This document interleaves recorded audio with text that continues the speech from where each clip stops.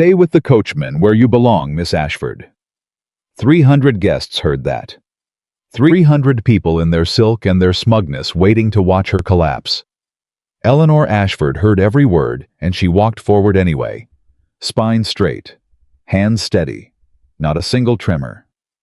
When the priest asked her to lift her veil, the church went dead silent. William Harrington looked at the woman everyone had thrown away, and for the first time in his life, he couldn't look away. They expected nothing from her. She had already prepared everything. If anyone has ever looked straight through you, like you weren't worth seeing, stay. This one's for you. Subscribe and don't move. The morning of her wedding, Eleanor Ashford was already an hour behind. Not because she overslept. Not because she had spent the night weeping into her pillow the way half of Ashford Hall seemed to expect. She was behind because she had been in the estate's east wing before sunrise reviewing the quarterly grain accounts, correcting 3 calculation errors. Her father's steward had missed entirely, and drafting a letter to the miller in Crestfield that absolutely could not wait another fortnight. Her maid Polly had found her at the writing desk with ink on her fingers, and her hair still pinned from the night before. Miss Eleanor. Polly's voice carried the particular mixture of exasperation and devotion that had defined their relationship since Eleanor was 9 years old. Your wedding gown has been pressed and hanging since Tuesday. Your veil is laid out. The carriage is ordered for 10, and you are sitting here on your wedding morning writing to a miller. The mill accounts are wrong by £43, Polly. If I don't address it today, Father will sign that agreement with Hennessy by the end of the week and will be short by midsummer. Your father can address the mill accounts. Eleanor set down her pen and looked at her maid with quiet patience. My father has not successfully balanced a ledger since 1809. You know this. I know this. The miller certainly knows this. She folded the letter carefully and pressed it with the Ashford seal. Now, hand me the veil. We have time if we hurry. Polly pressed her lips together and said nothing more, because she understood, as she always had, that Eleanor Ashford operated by rules that had very little to do with what society expected of her. The carriage arrived at St. Catherine's Church at 10:30. Eleanor could hear the guests before the coachman had even drawn the horses to a stop. The low hum of several hundred voices, the shuffle of fine shoes on stone floors, the distant peal of the bell, marking the half-hour. She had known, of course, that there would be a crowd. William Harrington's wedding was the social event of the season. People had traveled from as far as London, from Bath, from estates she had only ever read about in almanacs. She had also known, because she was Eleanor Ashford, and she had made a habit of knowing things other people preferred to ignore, that most of those guests were not there to celebrate. They were there to watch. When the carriage door opened, the footman extended his hand, and Eleanor stepped down onto the gravel in her cream gown, and her ivory veil, and her grandmother's pearl earrings, and for one brief moment the world outside St. Catherine's went very, very quiet. Then from somewhere near the church steps she heard it. A man's voice, well-bred, carrying the lazy confidence of someone who had never once worried about a grain account, pitched just loud enough to ensure the words reached her ears. Stay with the coachman where you belong, Miss Ashford. Laughter rippled outward from that spot like a stone dropped into still water. Not roaring laughter. The kind that was worse. The restrained, gloved, socially acceptable kind that pretended to be a cough or a murmur, but was unmistakably mockery. Eleanor did not flinch. She smoothed the front of her gown with one gloved hand, lifted her chin precisely 2 degrees, and walked toward the church steps as if she had not heard a single syllable. But she had heard. She heard everything. She always did. Inside St. Catherine's. The air smelled of beeswax and hothouse flowers, and the mingled perfumes of 300 people dressed in their finest. Eleanor walked the length of the nave with her father's hand trembling beneath her own, and she felt every gaze in that building tracking her progress, like compass needles finding north. She heard the whispers in fragments, the way you hear rain through glass, distinct enough to understand, muffled enough that each speaker could later claim innocence. She's not what I expected. What did you expect, the Ashford girl, the plain one? Lord Harrington could have had Charlotte Vane, or the Pemberton daughter. He could have had anyone, and he chose this. Her father's hand tightened on hers.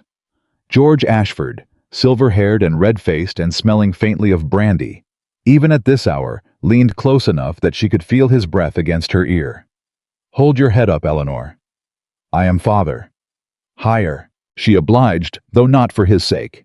She held her head up because she had earned the right to walk into this church without apology, and because she had calculated exactly what was at stake in the next 2 hours, and because Eleanor Ashford had never once in her 24 years allowed anyone else's opinion to determine her posture. At the altar, William Harrington stood with his back to the nave. She had met him exactly twice before this morning.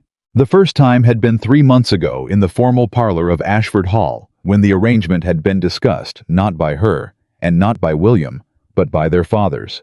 2 aging men with failing estates and excellent tailors who had shaken hands over a bottle of Madeira and decided the futures of their children with approximately as much consultation as one might apply to the purchase of a new carriage horse.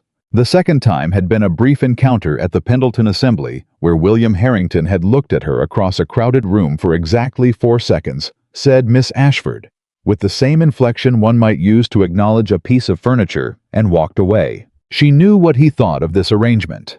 She had heard it second-hand from Polly, who had heard it from the Harrington housekeeper's cousin, who had heard William himself say in the privacy of his own library that he would fulfill his obligation to the Ashford family, because he was a man of his word, and not for any other reason. That was fine. Eleanor had not asked for enthusiasm. She had asked for nothing. She had in fact been the last person consulted about any of this, but she had her own reasons for agreeing to the marriage, and they had very little to do with William Harrington's personal opinion of her. When she reached the altar, William turned. She watched his face in the half-second before his expression settled into its customary composure. She had become skilled over years of being underestimated at reading the fleeting reactions people allowed themselves before they remembered that showing them was impolite. What she saw in that half-second was not cruelty. It was surprise. He recovered quickly. His features arranged themselves into something civil and remote, and he gave a short, correct nod, and they stood together at the altar, while the Reverend Alcott began the service with the kind of measured gravity that suggested he too had heard the whispers outside, and was determined to counterbalance them with dignity. William Harrington was taller than she had remembered, darker. There were lines at the corners of his eyes that suggested either a great deal of time spent outdoors or a great deal of time spent not sleeping, and she suspected from what she knew of his reputation that it was some measure of both. He carried himself the way men of power sometimes did, not arrogantly, but with a fundamental certainty about where he belonged in a room that Eleanor found despite herself quietly compelling. She was not a woman given to romantic fantasy. She had spent too many years doing the work that other people overlooked to have much patience for dreams that didn't have ledger lines attached to them.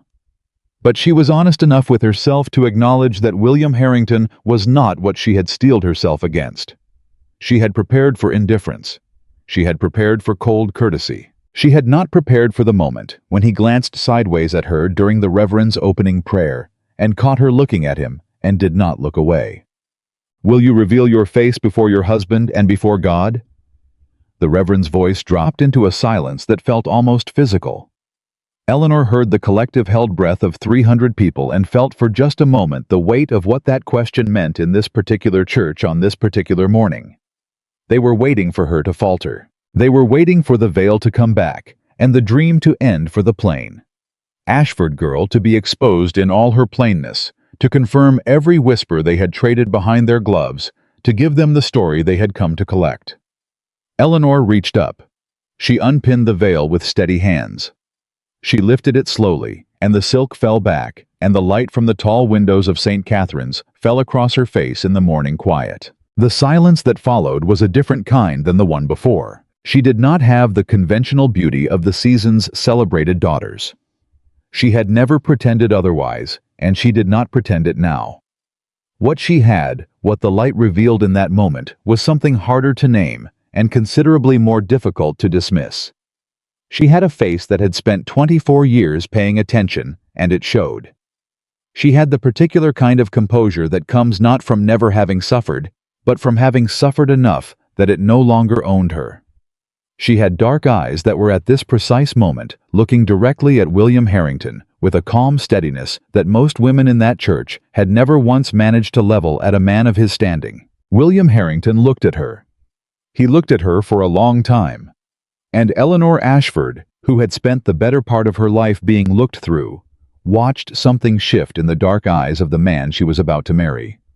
She did not know yet what it meant, but she filed it away, the way she filed everything carefully, precisely in the place in her mind where things waited until they became useful. The wedding breakfast afterward was held at Harrington House, a fact which still felt slightly disorienting to Eleanor as she moved through rooms that were now technically hers. She did not use that word hers even internally because it felt presumptuous. She was a guest in this house until proven otherwise, and she had learned long ago not to claim territory she had not yet earned. Oliver Kingsley found her in the East Corridor, 20 minutes into the breakfast, standing before a portrait of 3 hunting dogs with the same focused attention she might have applied to a mathematical proof.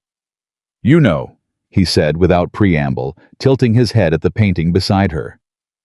"I have always found that one particularly grim. The middle dog looks as though he's just received very bad financial news."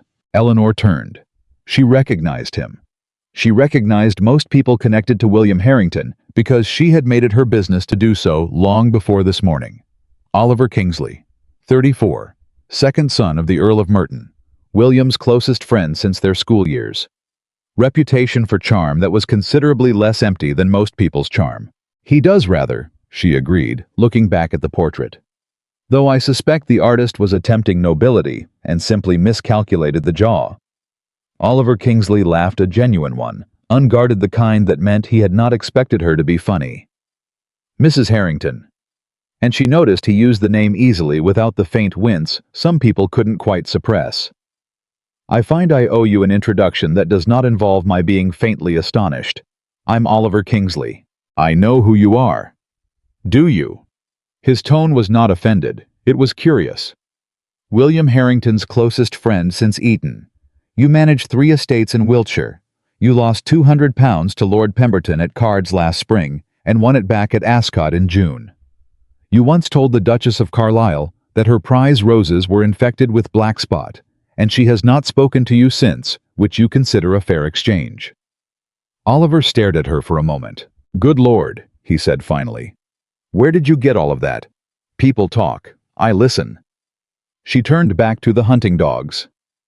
"Most people find listening considerably more difficult than talking, which is why listeners tend to have more information. William," Oliver said carefully, "does not know what he has married." "No." She was quiet for a moment. "He doesn't." She did not expect the wedding night to be anything other than what it was. 2 strangers conducting themselves with mutual civility in close quarters, which was, she had decided, an improvement over many of the alternatives she had observed in other marriages. William came to her room at the hour courtesy demanded and stayed long enough for courtesy to be satisfied. And in that time, they spoke more honestly than they had managed in all of their previous 2 encounters combined. He sat in the chair by the window, and she sat on the edge of the bed, and they regarded each other across 12 feet of candlelit silence, until William said, "I will not pretend this was my preference." "I know that," Eleanor said. "I want to be clear that my feelings about the arrangement reflect nothing about you personally. I had intended—" He paused. "I had a different life planned." "As did I." That seemed to surprise him. "Did you?" "I had planned," Eleanor said, "to stay at Ashford Hall and manage the estate accounts and the tenant farms and the herb garden, and spend my evenings reading and live a life of considerable usefulness and negligible social relevance. It was a good plan." Something moved in his expression. "And now I will manage whatever estate accounts require managing and tend whatever herb garden has space and read in whatever room has the best evening light. The geography has changed. The plan more or less remains." He was quiet for a long moment. "You are not," he said finally, "what I was led to believe. People rarely are." He left at a correct hour, as she had known he would, and Eleanor sat for a while in the window, looking out at the grounds of Harrington House in the dark. And she thought about the £43 in the mill account, and the thing she had seen shift in William's eyes at the altar, and the family secret that was currently hidden in a locked box beneath the false bottom of her traveling trunk. And she thought about how very much depended on her getting this next part precisely right. The morning after the wedding, Eleanor was up before the household. She had asked Polly the night before to arrange for the estate ledgers to be made available to her.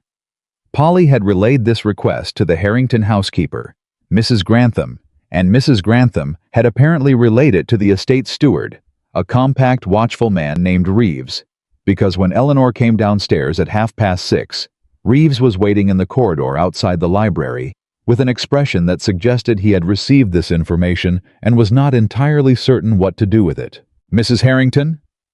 His bow was correct. His voice was neutral in the way that voices are sometimes neutral when they are working very hard not to be something else. "Mr. Reeves." She kept her tone pleasant and businesslike in equal measure. "I'd like to start with the tenant records and the last 3 years of agricultural accounts. If there's a current correspondence file regarding the North Fields, I'd like that as well." A pause. "I typically present accounts to Lord Harrington." "Lord Harrington," Eleanor said evenly, "is not yet up, and I am asking now." She waited. "Is there a problem with my request?" "No, ma'am." Another pause. "No problem. Thank you, Mr. Reeves." She was 2 hours into the ledgers when William found her. She heard him pause in the doorway, heard the slight change in the quality of the silence that meant someone was standing there, and she finished the column she was working through before she looked up. He was dressed but not formally. He looked like a man who had not expected to find his wife in the estate library at 8 in the morning, with 3 years of agricultural accounts spread across the desk, and an expression of focused concentration that suggested she had been at this for some time. "You're reviewing the ledgers." His voice carried neither reproach nor approval, just observation. "The Northfield accounts show a drainage problem that's been under-addressed for at least 2 years. Eleanor said. "If it's not corrected before spring planting, you'll lose close to 1/3 of your yield from those parcels." He came into the room. He stood on the other side of the desk and looked at the columns she had marked. "You read accounts?" "I do." "Where did you learn?" "My father's steward taught me the basics when I was 14, because my father needed someone to catch his errors, and my brother had left for London. I expanded from there." William was quiet, studying the marks she had made in the margins. "You're right about the drainage," he said finally. "Reeves has mentioned it twice. I authorized expenditure for repairs in the spring. Spring may be too late if we have a wet November." She pulled a separate page toward her figures she had worked out while he was still sleeping. "If you address it now before the ground hardens, the cost is roughly £70. If you wait until spring and lose part of the yield, you're looking at upward of 300 in replacement losses." He looked at the figures. He did not argue with them. "I'll speak to Reeves. I already left him a note," Eleanor said, and then because she was Eleanor and she had been managing things for too long to pretend otherwise, she added, "I hope that was not overstepping." William looked at her again with that particular quality she was beginning to recognize, the looking that was not quite what she had expected. No, it was not overstepping. 3 days into their marriage, Eleanor met the woman who had decided to make her life difficult. Lady Cecilia Farthmore was 47, sharp-chinned, socially powerful in the county, in the way that women without political power sometimes became, through the precise management of opinion, invitation, and carefully placed words. She arrived at Harrington House under the pretense of a congratulatory call, and sat across the drawing room from Eleanor with tea she didn't touch, and a smile she hadn't earned. "We are all so delighted," Cecilia said, "that Lord Harrington has settled his obligations. It must be a relief to your family, my dear. The Ashford name has had such a difficult few years." "All families have difficult years." Eleanor poured tea with steady hands. Of course. Though I understand your father's difficulties were rather more particular. Something about the Eastern properties. My father's affairs are private." "Naturally." A pause that was not a pause. "We were only saying after the wedding, the ladies and I, how fortunate it was that Lord Harrington honored his commitment. Some men would not have felt obliged given the circumstances." Eleanor set down the teapot. She looked at Cecilia Farthmore with the same steady directness she had leveled at William across the altar, and she said, "Lady Farthmore, I've found in my experience that people who spend a great deal of time discussing other people's fortunes are usually attempting to avoid examining their own. If there is something specific you'd like to know about my family or my marriage, you are welcome to ask it directly. I will answer what I choose and decline what I choose, and we will both know where we stand. That seems considerably more honest than the conversation we're currently having. The silence that followed was the particular kind that happened when a room recalibrated. Cecilia Farthmore recovered. She was practiced at this, at the smooth redirect, the social pivot, the smile that acknowledged a point without conceding it. What a refreshing directness. I find it efficient, Eleanor agreed. When Cecilia left 40 minutes later, Eleanor sat for a moment in the drawing room and let the quiet settle back over her shoulders. She was not satisfied exactly. She knew Cecilia Farthmore would not become an ally. She had not expected her to. But she had established something today quietly, without drama, without the backing of a powerful name, and that mattered. She was still sitting there when William came in from the stables. He took in the expression on her face, the settled thinking quality of it, and stopped inside the doorway. Lady Farthmore left early. We concluded our business. He looked at her for a moment. Should I ask what that business was? She came to take my measure. Eleanor stood and smoothed her skirts. I believe she has it now. Something crossed William's face. It was not quite a smile, not yet, but it was in that direction. Eleanor. She looked at him. I spoke to Reeves about the North Fields. He's sending a crew tomorrow. It was not an apology. It was not even strictly speaking a concession. But it was something. A small, precise acknowledgement that she had been right. That her knowledge was worth something. That the woman everyone had laughed at had seen what his own steward had missed. She did not make a show of accepting it. Good, she said simply. That will make a difference. And she walked past him to the stairs, and she did not look back, because she had learned long ago that sometimes the most powerful thing a woman could do was simply keep moving forward. It was Oliver Kingsley who came to find her the following afternoon while she was in the kitchen garden, cataloging the medicinal herbs that had been left to grow wild and half-forgotten against the south-facing wall. He approached with the particular combination of ease and deliberateness that she was beginning to recognize as his personal style, as though he moved through the world with somewhere to be, but was in no particular hurry to get there. Valerian, crouching beside her and examining the plants with genuine interest. My grandmother swore by it for sleeplessness. Your grandmother was right. It's also useful for anxiety and for bringing fever down in children. Eleanor snapped off a stem and examined it. This plant hasn't been harvested in at least 3 seasons. That's a waste. William doesn't keep a physic garden. He does now. She stood and brushed her gloves together. What brings you out here, Mr. Kingsley? Oliver, please. He straightened. I come bearing intelligence which I hope you'll accept in the spirit it's offered. She waited. There is a rumor, he said carefully, beginning to circulate among the county families. Nothing substantial yet. More the seed of something. People are saying that Harrington's decision to marry you was influenced by, shall we say, factors beyond simple obligation. What kind of factors? The unpleasant kind. He held her gaze. Someone is suggesting that you or your father made representations to William that were not entirely honest. About the Ashford property values. About the terms of the arrangement. Eleanor was very still for a moment. Who is saying this? I don't have a name yet, but I will. Oliver's voice was quiet and precise. I want you to know that I do not believe it, and I want you to know that I will not allow it to stand. She looked at him steadily. Why? He seemed surprised by the question. Because it isn't true. That alone rarely motivates action. A pause. Because, he said more slowly, I have known William Harrington for 20 years, and I have watched him make choices that sacrificed happiness for duty, and for once in his life, he has landed somewhere I believe could be genuinely good for him, and I will not watch that be poisoned by someone with an agenda and a malicious mouth. Eleanor turned back to the valerian and began carefully cutting stems. Thank you, she said finally, for telling me. There's something else. He paused.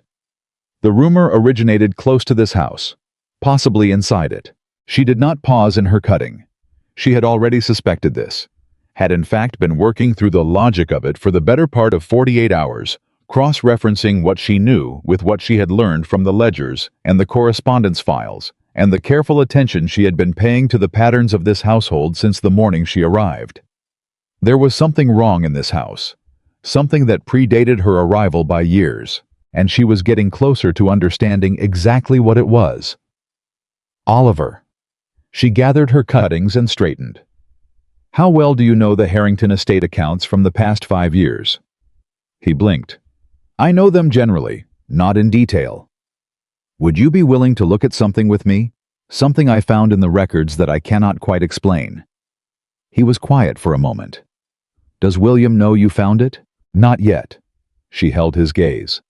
I wanted to be certain of what I was looking at before I said anything. I wanted to be certain I hadn't made a mistake.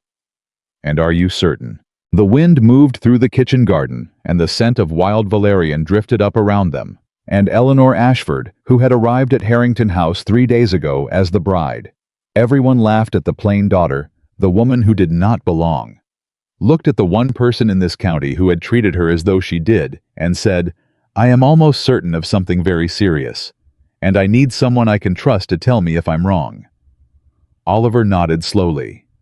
Then show me. The records were spread across the library table in 2 rows, 5 years of Harrington estate accounts on the left, 3 years of Ashford accounts on the right, and Oliver Kingsley had not spoken in 11 minutes. Eleanor knew this because she had been counting. Not obsessively. Simply because silence in her experience had textures, and the texture of Oliver's silence was changing. It had started as the silence of a man processing information. It was becoming the silence of a man who did not want to say what he was thinking. She let him have his time. She had needed her own after all. She had sat with these numbers for the better part of 2 days before she trusted herself to show them to anyone, before she was willing to accept what the columns were telling her. Oliver finally straightened and put both hands flat on the table. This entry here. He pointed to a line in the Harrington Agricultural Ledger, dated spring of 1813. £73 to a land agent in Oxfordshire, paid quarterly. For 3 years, Eleanor confirmed. And then it stops. And the agent's name doesn't appear anywhere in the property records. No corresponding deed, no survey, no correspondence in the estate files. She watched him. A land agent you pay quarterly for 3 years typically produces something. Land documentation, a contract, something. Oliver turned to the Ashford side of the table. And on your family's side, here, she pointed without touching. A receiving account that appears in 1813 collects quarterly payments matching exactly the sums, leaving the Harrington records, and closes in 1816. A pause. 2 months before our fathers agreed to the marriage. The silence now was something else entirely. Eleanor. Oliver's voice was careful. Do you know who controlled that account? Not my father. The signature on the withdrawal records is not his handwriting. I compared it to every letter of his I have access to. She moved one paper slightly. The handwriting matches a correspondence clerk who left Ashford Hall's employment in the autumn of 1815, a man named Baxter. Baxter. Oliver repeated the name the way people repeated names when they were trying to place them. Baxter. Then he stopped. You recognize the name. He paused again, and this time the pause had weight. There was a man called Baxter who worked for the Harrington solicitor for a period of years. I can't recall exactly when. He left under circumstances that were not discussed. He looked at her directly. William never told me what happened. Eleanor absorbed this, filed it. That would mean someone positioned inside both estates for the same period of years with access to accounts on both sides. Someone who was paid from the Harrington side and collecting on the Ashford side. Or, she said quietly, someone who was collecting on both sides, and the payments I've found are only the portion I can see. Oliver looked at her across the table, and his expression had lost the easy warmth that was its natural default. In its place was something sharper and considerably more serious. You've been married 4 days. Yes. And you found this in 4 days. 3, actually. The first day I was reviewing drainage accounts. She met his eyes. Oliver, I need to know something, and I need you to answer me honestly. I'll try. Is William a man who will hear this? Or is he a man who will hear his family name involved and stop listening? The question landed with the directness she intended. Oliver didn't flinch from it. He looked down at the papers, and then back up at her, and she watched him calculate the honest answer rather than the comfortable one. 6 months ago, he said finally, I would have told you to wait, that he wasn't ready. A beat. I'm not certain about today. Then I need to make him ready. She did not go to William that evening. She had considered it and decided against it because the timing was wrong, and because she had learned through years of managing things that a poorly timed conversation did more damage than a delayed one. William had returned from a difficult afternoon meeting with his solicitor in a mood that was not hostile but was closed, the way certain windows sealed against winter weather, and Eleanor recognized that mood as one that needed air before it could receive anything. Instead, she went to the kitchen. This surprised Mrs. Grantham, the housekeeper, considerably more than the Ledger Review had. Mrs. Grantham was a substantial woman of 50 who ran Harrington House with the practiced authority of someone who had done so through 3 changes of management and intended to outlast several more.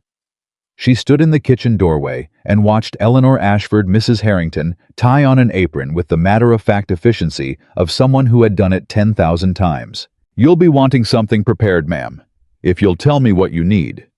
I'm going to make a poultice for Thomas Cribb's shoulder. Eleanor was already moving toward the herb bundles she had brought in from the kitchen garden. He's been favoring it for 2 weeks, and it's getting worse, not better. The compress his wife's been using has chamomile, which is fine for inflammation, but what he needs is comfrey and a clay draw.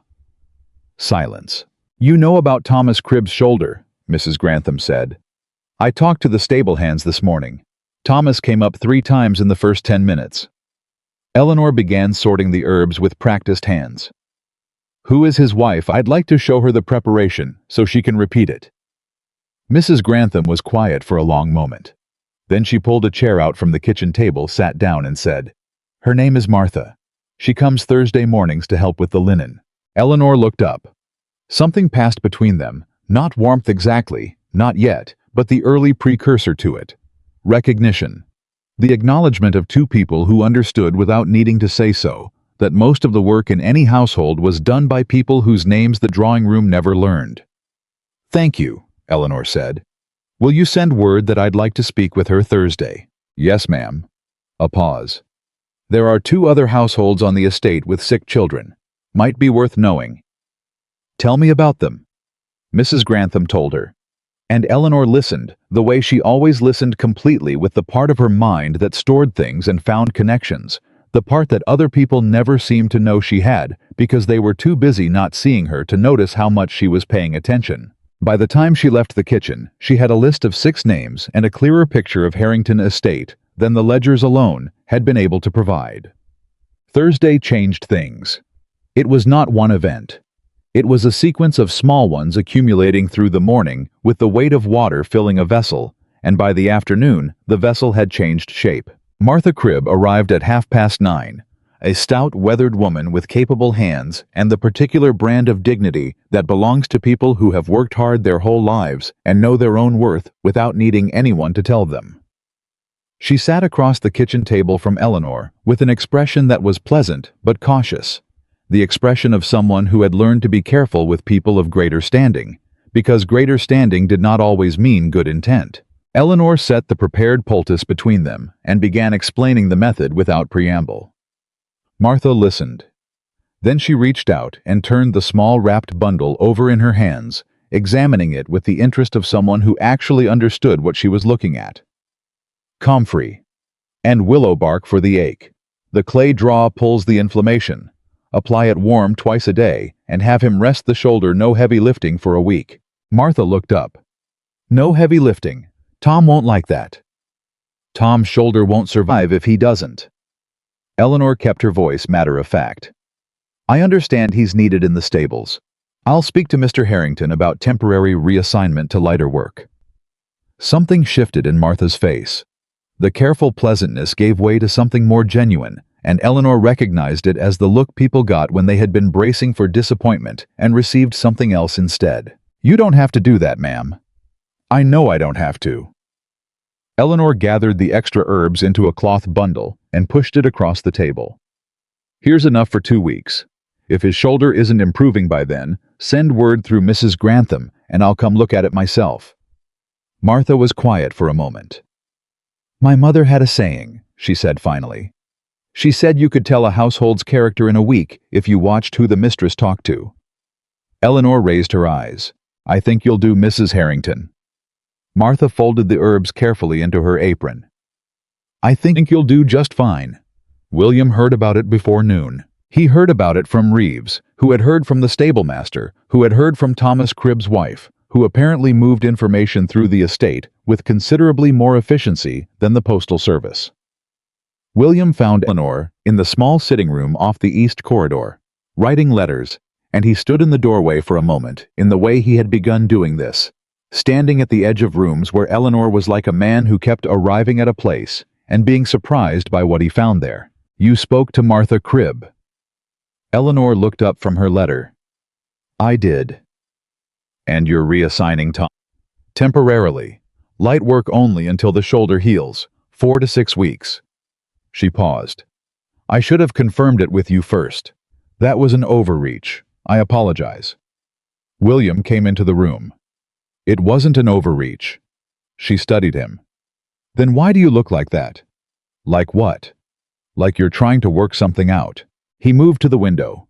He stood with his back to the room in the way he did when he was thinking and hadn't yet decided whether he wanted to share the thinking.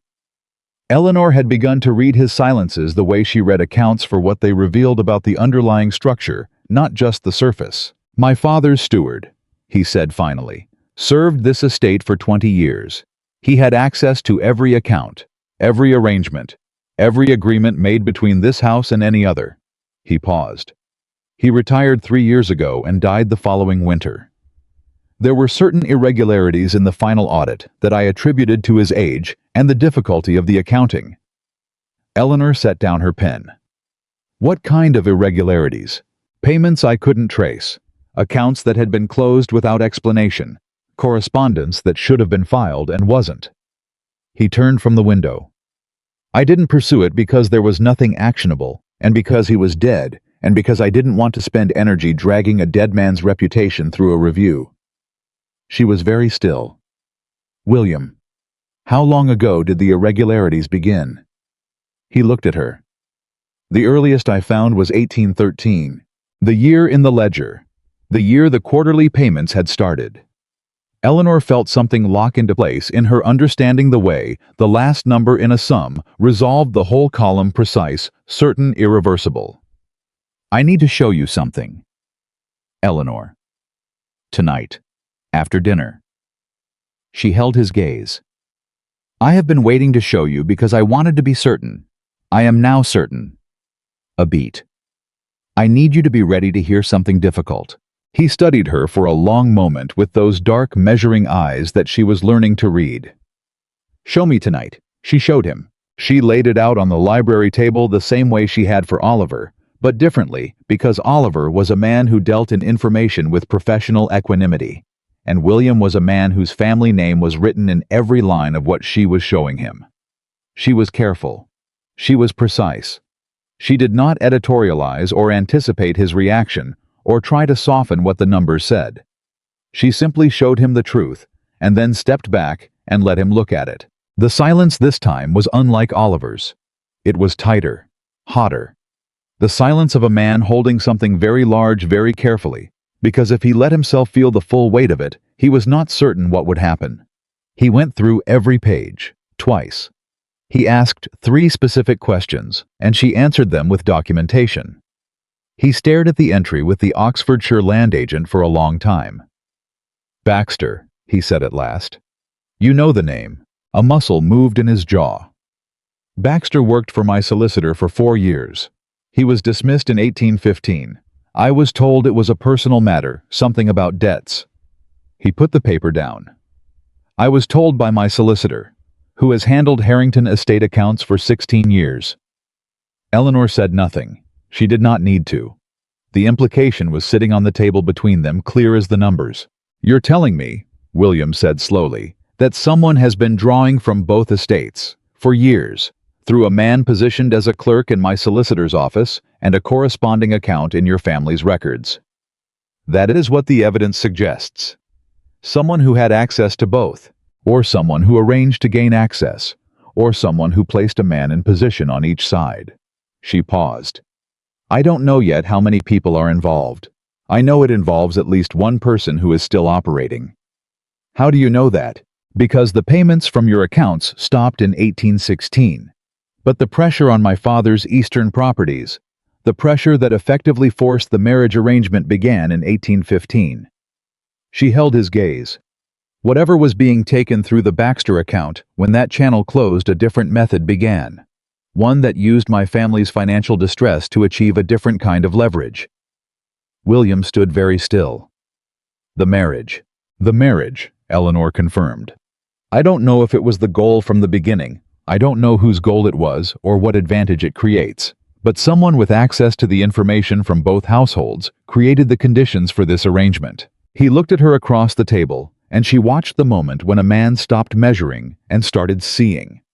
When whatever he had believed about her, whatever his expectations had been, was peeled back by the simple weight of what she had just handed him. You knew this before the wedding. Not an accusation, a recognition. I suspected it. I wasn't certain. But you came here anyway. I came here, Eleanor said carefully, because the danger was here.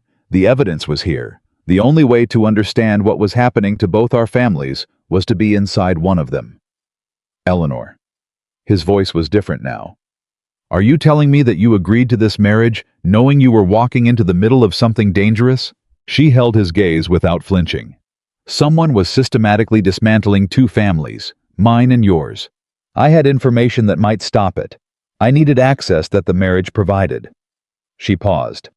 I am not sorry I came, but I am sorry I waited to tell you. The silence stretched. Why did you wait? Because, she said quietly. The first thing you said to me on our wedding night was that this marriage was not your preference. And I needed to know whether you were a man who would hear evidence about your own household clearly, or whether you would hear it as an intrusion from a woman you had been forced to marry. She kept her voice level. I needed to know which one you were before I handed you something that could destroy both our families if used incorrectly. She watched the words land. Watched him work through them with the same painstaking honesty that she had already come to recognize as one of the things she respected most about him, his refusal to pretend even when pretending would have been easier. And now you know, he said finally. Now I know. What did you determine? She almost smiled. She did not quite, but it was close. That you sent a crew to fix the Northfield drainage. That you spoke to Reeves about reassigning Tom Cribb without needing me to ask twice. That when your housekeeper told you your new wife had spent her first kitchen evening making medicinal poultices for your stable hand, your first instinct was to come find me, not to reprimand me, but because you couldn't work out what to make of it. She paused. You are a man who follows evidence where it leads, even when it leads somewhere uncomfortable. That told me what I needed to know. William looked at her for a long moment. Something was working its way to the surface of his expression, something that was not the remote composure he had worn since the wedding. Something that was older and more genuine than the image he had been keeping up. I owe you an apology. For what specifically? For every assumption I made about who you were before you walked into that church. A pause. For every one I made after. Eleanor absorbed this. She did not deflect it or minimize it or accept it with excessive grace. She sat with it the way it deserved to be sat with. Thank you, she said simply. What do we do now? The word we came out of him without apparent effort, and she noticed it, and she understood that it meant something. We need Oliver. And we need to be careful. Whoever is behind this has been operating for at least 3 years without being detected. They are patient, and they have resources. We cannot show our hand until we understand the full shape of what we're dealing with. And you believe someone in this house is involved? Oliver told me the rumor about misrepresentation started close to this house. Yes, I believe someone inside these walls is either reporting to whoever is behind this or actively participating. She held his gaze. Which means we tell no one else, not yet, not until we know who. William nodded once. Precise.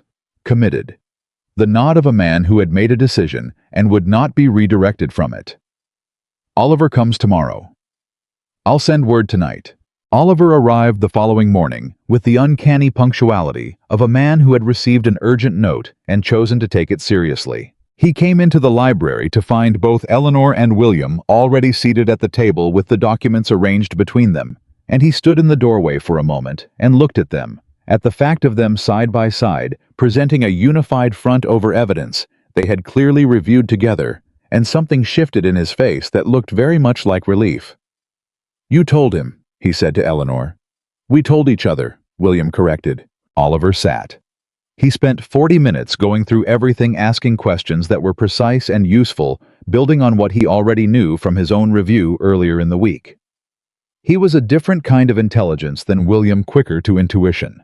Where William was methodical, more comfortable with ambiguity.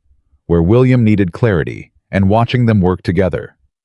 Eleanor understood why they had remained close for 20 years.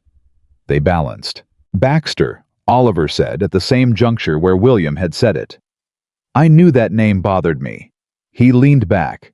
"There is a man, a solicitor's clerk in Bath, who I believe went by Baxter and also by Brennan at different periods of employment. He's the kind of man who moves between houses and offices and is perfectly placed and perfectly unremarkable until he's gone, and you find things are missing." "Can you find him?" William's voice was flat and controlled. "I can try, but finding him isn't the only thread." Oliver looked at Eleanor. "You said the pressure on Ashford's eastern properties began in 1815. Who held the notes on those properties?" "A private lending firm, Chandler and Marsh." She pulled a document from her personal folder, the one she had carried in her traveling trunk since before the wedding. "Except when I wrote to Chandler and Marsh in August of this year to understand the terms. I received a reply from a different firm. Chandler and Marsh were absorbed in 1814 by a holding company whose primary investor I have not yet been able to identify." Both men looked at her. "You wrote to them in August," William said slowly. "We were not yet married in August." "No." She met his eyes steadily. "I wrote to them in August because I was trying to understand why our family's financial distress had accelerated so dramatically and so suddenly. And I wrote to them under a false name and through a correspondence address at the posting house in Farnborough, because I did not want whoever was behind this to know that anyone was asking questions." The silence was complete. "You were investigating before the wedding," Oliver said. "I was protecting my family," Eleanor said, "which is the same thing." She looked between them. "The holding company that absorbed Chandler and Marsh has a registered office in London. The registration documents list 3 directors. 2 of them are names I don't recognize."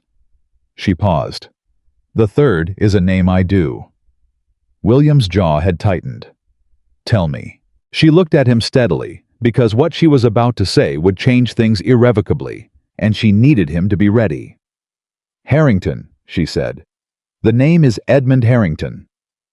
William went very still. The kind of still that wasn't calm, but was the structure that held in place of calm when everything else was threatening to collapse. "Edmund." The word came out like something that had been sitting in a room for a long time with the windows closed. "My father's younger brother." "Yes." He stood up. He moved to the window and stood there with his back to them, and Eleanor and Oliver let him have that moment, because some things could not be processed quickly, and the discovery that a family member had systematically worked to dismantling 2 households, including his own, was one of them. When he turned back, his face was controlled again, but his eyes were not. "How certain are you? Certain enough to bring it to you?" "Not yet certain enough for anyone outside this room." He nodded once, looked at Oliver. "We go to London." "I know a man at the records office," Oliver said. "Quietly." "Quietly," William agreed. He looked at Eleanor last, and in his expression was something that had not been there before any of this began. Something that recognized her not as an obligation, not as the woman everyone had laughed at, but as something altogether different, something necessary. Eleanor. He held her gaze. When we go to London, I want you to come. It was not a small thing to say. It was in the language of men like William Harrington, a statement about who stood beside him, about who he trusted to be in the room when the truth came out. She held his gaze and said, "When do we leave?" Oliver looked between them again. With that expression, she was beginning to recognize the look he wore when things were going in a direction he had hoped for, but not quite dared to predict. Outside, the wind was picking up across the Harrington grounds, and somewhere in the upper corridors of the house, in a room she did not yet know was being watched, a letter was being written by a hand she had not yet identified, reporting to someone she had not yet named, that the new Mrs. Harrington was asking questions she should not have known to ask, and that she was getting very close to answers that someone would go to significant lengths to prevent her from finding. They left for London on a Tuesday, which was an unremarkable day for an unremarkable journey, or so it appeared to anyone watching the Harrington carriage roll out through the estate gates at 7:30 in the morning. Eleanor had made certain of that. She had mentioned to Mrs. Grantham the previous evening, in a tone of pleasant domesticity, that Lord Harrington had business with his solicitor, and that she was accompanying him to purchase fabric for the west parlor curtains. She had mentioned it knowing that Mrs. Grantham would mention it to at least 2 other people before breakfast, and that by the time the carriage was packed, the household would have a version of their departure that was entirely plausible and entirely wrong. She did not feel guilty about this. She felt instead the focused clarity that came upon her whenever a problem had moved from the analysis stage to the action stage. This was familiar ground. The part of the work she had always been best at and least credited for. Oliver had ridden ahead the previous evening to arrange meetings at the records office that would not appear on any official calendar. He had a particular skill for the kind of coordination that left no trace, which Eleanor had noted with approval. William, who was not naturally inclined to indirectness, had been persuaded that in this instance, indirectness was not dishonesty, it was survival. He had accepted this with the concentrated willingness of a man learning a language he had never needed before. The carriage ride was 4 hours, and Eleanor spent the first 2 of them reviewing the documents she had compiled in a leather case that sat between her feet and did not leave her possession. William sat across from her and watched her work in the particular way he had developed over the past week. Not intrusively, not with the evaluative judgment she had braced for in the beginning, but with a quality of attention she could only describe as learning. How was learning her? She had realized this sometime around the 4th day of their marriage and had not known what to do with the realization, so she had filed it in the place where things waited until they became useful and continued working.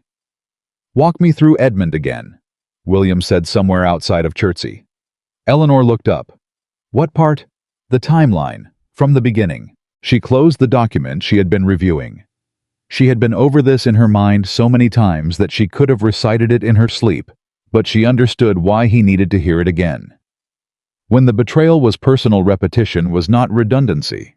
It was the process of making an impossible thing real. Your father and Edmund quarreled in 1811 over the terms of the Harrington estate inheritance. Edmund believed he had been promised a portion of the eastern farmlands. Your father disputed this. Edmund left for the continent and returned in 1812, with, according to the letters I found in your estate correspondence files, significantly improved financial circumstances that he declined to explain. "I remember that," William said. His voice was flat. "I thought he had done well on a business venture. He had done well on something.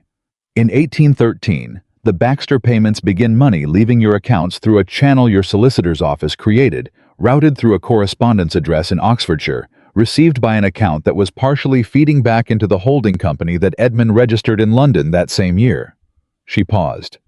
"He was using your own estate income to capitalize a venture designed to undermine you." William's hands were still on his knees. He had the look of a man receiving confirmation of something he had already understood intellectually, but had not yet allowed himself to feel. "And Ashford, your father and mine were old friends. Edmund would have known that. He would have known that the Ashford family's financial difficulties, some of which were genuine, the result of my father's poor judgment over several years, could be accelerated with the right pressure in the right places. The holding company bought the notes on our eastern properties. They then began calling in obligations at intervals carefully timed to prevent my father from managing them. Each crisis hit before the previous one had resolved. She kept her voice steady. It was not accidental. It was engineered. To force the marriage. To force a marriage that would transfer certain specific legal advantages. She opened the case at her feet and found the document she wanted. Edmund has no children. Your marriage has until now been the primary mechanism through which the Harrington estate would eventually be divided, particularly the 3 parcels in the northern county that your fathers will designated as bridal settlement lands. Lands that under a certain reading of the estate charter that Edmund commissioned a legal opinion on in 1814 could become subject to broader Harrington family claim if they transferred through a marriage that met specific conditions. She passed him the document. He read it. He wanted you to marry badly, he said slowly. Someone with no resources, no connections, no legal standing to challenge a reinterpretation of the charter. He looked up. Someone exactly like what they told everyone you were. The Ashford disappointment. Eleanor's voice did not waver. A plain woman from a failed family with no allies and no recourse. If that woman had walked into this marriage as advertised, the settlement lands would have been transferred, the charter reinterpretation would have had standing, and by the time anyone understood what had happened, the legal position would have been nearly impossible to unwind. William put the document down very carefully. You were not that woman. No. Eleanor agreed. I was not. Oliver was waiting for them at the records office in a side corridor that smelled of dust and old paper and the particular institutional stillness of a building that took itself very seriously. He had 2 men with him. The first was a records clerk named Aldous, who was 40 colorless in the way of people who had spent most of their lives in paperwork rooms, and who had apparently been persuaded into cooperation through a combination of Oliver's charm and a sum of money that Oliver had not specified. The second was a man Eleanor did not recognize, broad-shouldered, with the quiet alertness of someone accustomed to noticing exits. Henry Marsh, Oliver said, indicating the broad-shouldered man, formerly of Chandler and Marsh. Eleanor felt the sharp attention in her chest that meant something important was about to happen. Henry Marsh looked at her with the expression of someone who had expected one thing and received another and was recalibrating. Mrs. Harrington? His voice was cautious. I understand you're the one who wrote to us in August, under a different name. I wrote to a forwarding address that was redirected to me, Eleanor said. I imagine you were cautious about replying directly given the circumstances. Given that someone purchased our firm and didn't bother to inform our existing clients until the contracts had already transferred. Yes, ma'am. I was cautious. A pause. I've been cautious for 2 years. William stepped forward. What can you tell us about the transaction? I can tell you that Chandler and Marsh was not sold voluntarily, Marsh said. My partner Daniel Chandler died in the winter of 1813. Heart failure, the physician said. I have never been entirely satisfied with that determination. He held William's gaze steadily. Within 6 months of his death, I received an offer for the firm that was structured in a manner I can only describe as a compulsion disguised as a negotiation. The man who handled the purchase was a solicitor named Greaves. Oliver was very still beside Eleanor. Greaves, William said. Thomas Greaves, Marsh confirmed. Who I believe is also the solicitor who handles accounts for the Harrington estate. The silence that followed had the density of something solid. William turned to look at Eleanor. She looked back. They had arrived at the place she had suspected they were heading, and now they were standing in it, and the shape of it was worse than either of them had said aloud. His own solicitor. The man who had managed Harrington estate accounts for 16 years. The man who had told William that Baxter's dismissal was a personal matter. Greaves arranged the purchase, William said. His voice was very controlled. Greaves arranged it, and Greaves has managed it. The notes on the Ashford properties, the ones that have been creating such difficulty for your father-in-law, those are currently held by the vehicle Greaves operates on behalf of your uncle. Marsh paused. And there is something else. He looked at Eleanor and then at William, as though deciding which of them was the right audience for what came next. There is a letter. One that I removed from the Chandler and Marsh files before the transfer was completed because I understood even then that I might need it later. It is a letter from Edmund Harrington to my late partner, dated 1812, outlining an arrangement for the acquisition of distressed noble estates through manufactured financial pressure.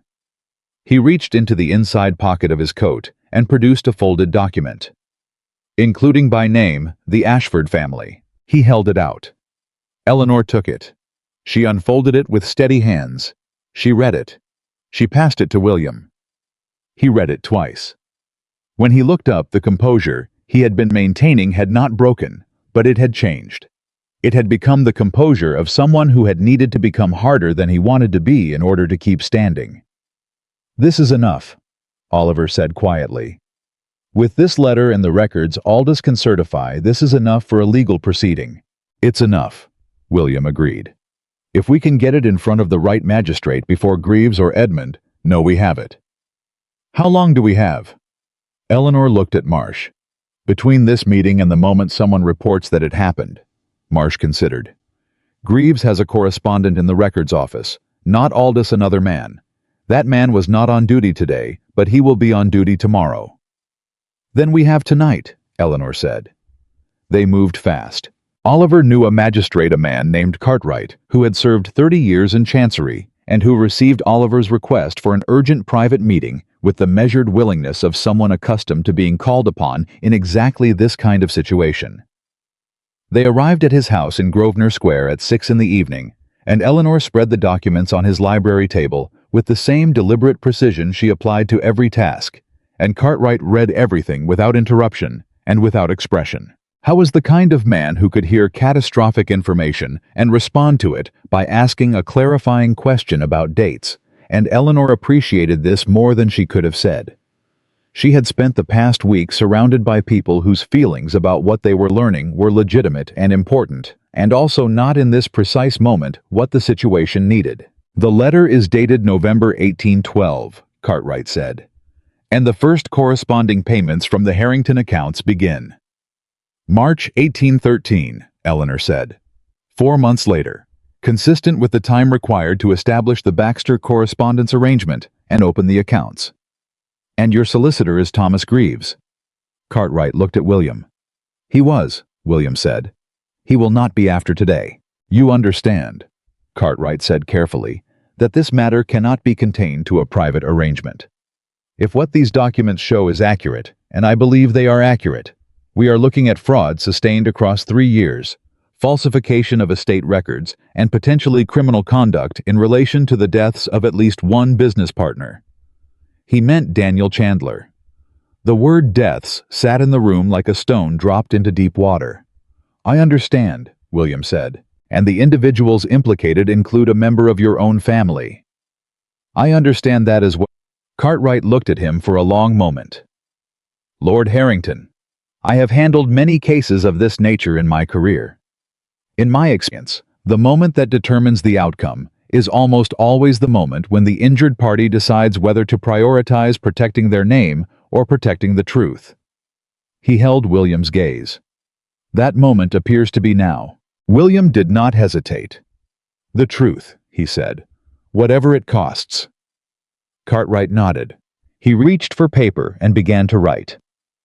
It was past 9 when they returned to their rented rooms on St. James Street, and Eleanor was tired in the particular way of someone whose mind had been running at full capacity for too long, and whose body had been politely waiting for permission to register the fact. She sat in the chair by the fire and held a cup of tea.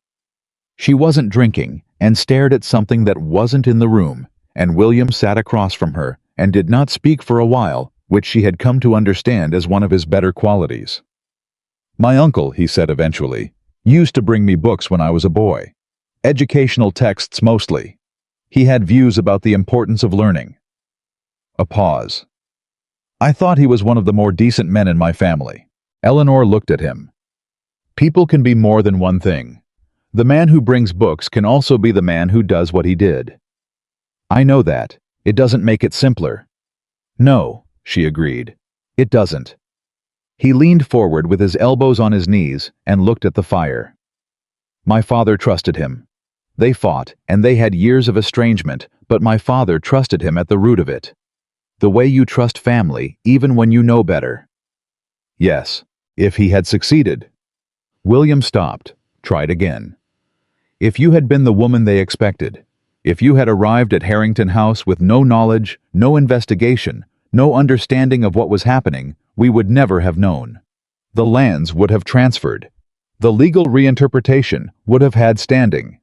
And in another 5 years, when I tried to act on something that seemed wrong, I would have found I had no ground to stand on. He looked up from the fire.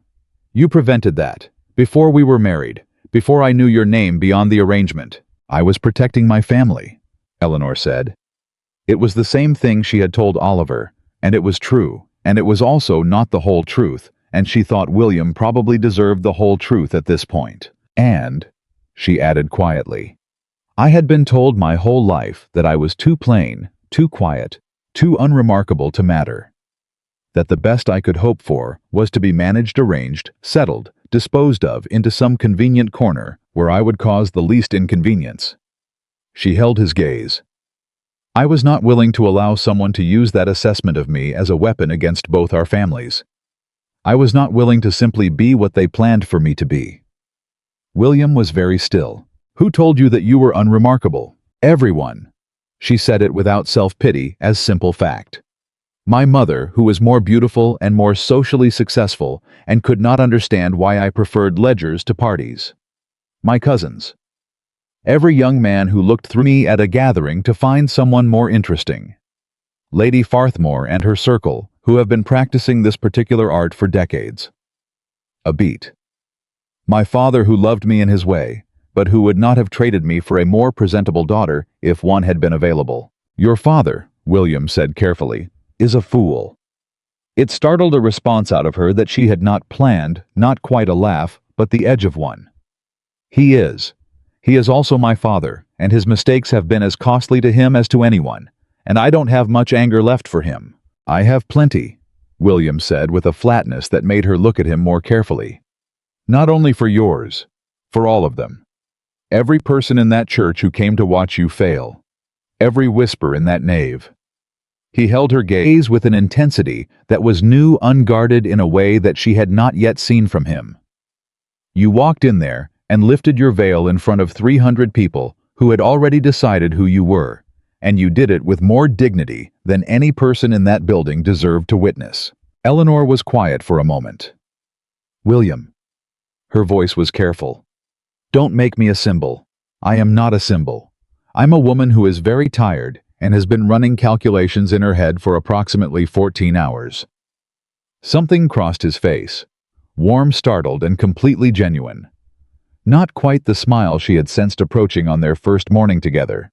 Closer now, much closer. What can I do, he asked, to make the next 14 hours easier? She considered this with the same seriousness she applied to everything. Let me sleep without anyone requiring anything of me until at least 7. Send word to Oliver that we reconvene at breakfast and not before. And tell Mrs. Grantham when we return home that I am not available for morning calls on Friday. Done. He stood. All three. All. He paused at the door, turned back, and she saw in his face the particular expression she had been filing away across the past 2 weeks. The one that arrived when something she said or did recalibrated something in him that had previously been fixed. The expression of a man who kept arriving at a place and being surprised by what he found there. Eleanor. He said her name the way she had begun to notice he said it, not formally, not as a courtesy address, but as though the name itself meant something specific to him now. Thank you. She met his eyes. For what? For not being what they expected, he said. For not being what I expected either. He left quietly, and Eleanor sat with the fire and the cooling tea and the leather case of documents that had in the span of 1 day changed the shape of everything that came next. She was not safe yet. She knew that. Tomorrow would bring legal proceedings and solicitors and the particular ugliness that surfaces when powerful people are exposed. Edmund Harrington would not accept what was coming quietly. Greaves would fight. There would be pressure from directions she had not yet mapped, from people protecting interests she had not yet fully identified. And someone in Harrington House was still writing letters to people she had not yet named. She thought about that, turned it over in her mind, the way she turned evidence, looking for what she had missed, what she had miscalculated, what the pattern was that she hadn't seen yet. The payments had stopped in 1816. The Baxter channel had been closed. Why she sat with that question for a long time. The channel closed because someone knew it was at risk of discovery. That meant someone inside the operation had become nervous.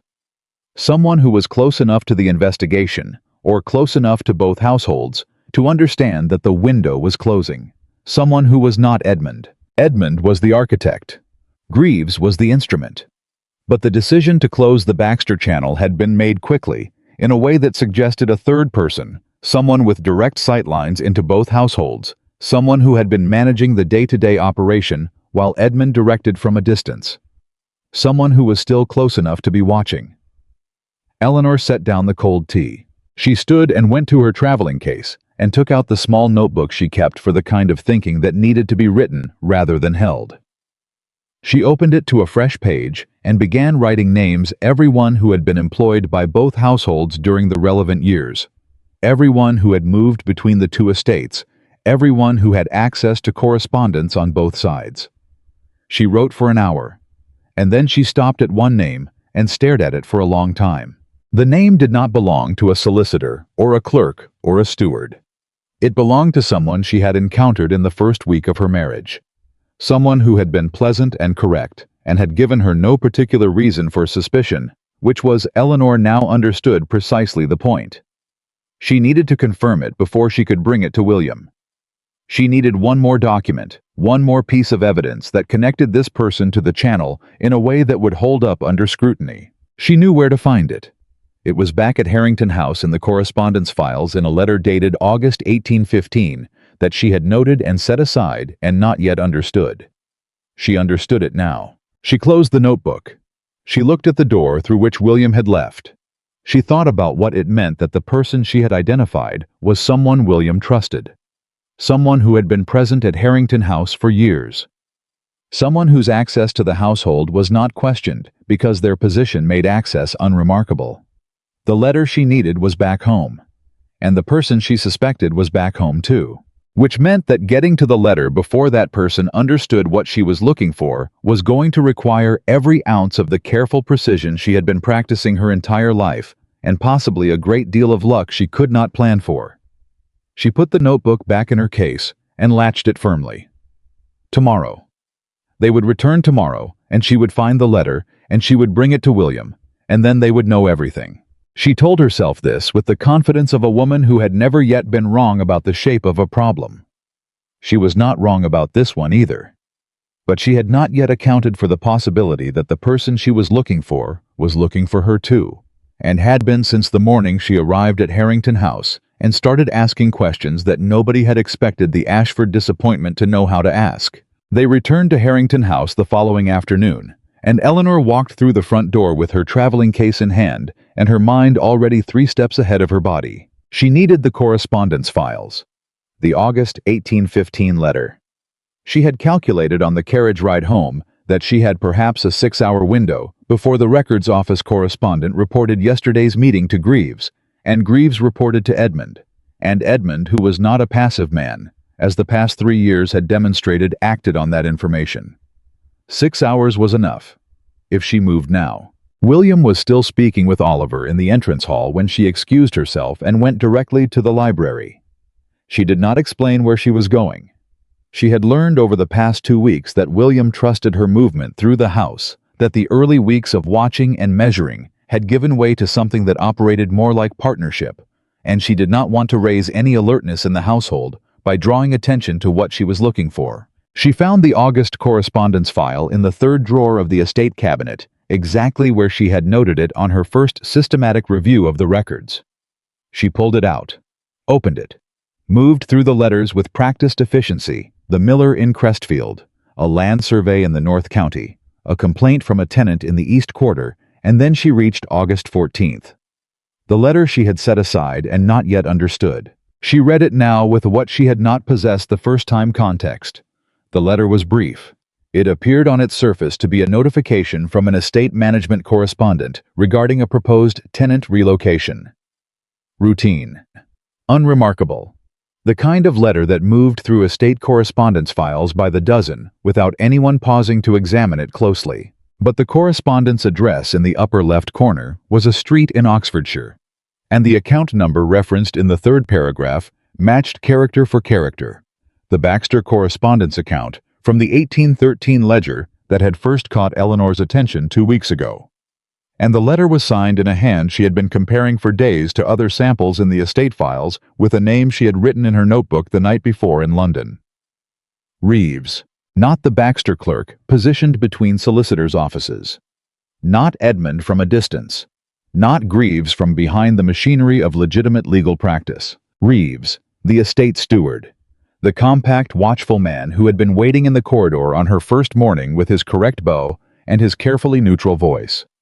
The man who had access to every account, every tenant record, every piece of correspondence that moved through Harrington House. The man who had been here for 9 years, long enough to have positioned himself as indispensable, long enough that his access to information was not a privilege, it was simply part of what he did. Reeves had been the point of contact on the ground. The man who fed information from inside the household to Baxter, who fed it to Greaves, who fed it to Edmund. Reeves, who had watched Eleanor reviewing ledgers on her first morning and reported it before the day was out.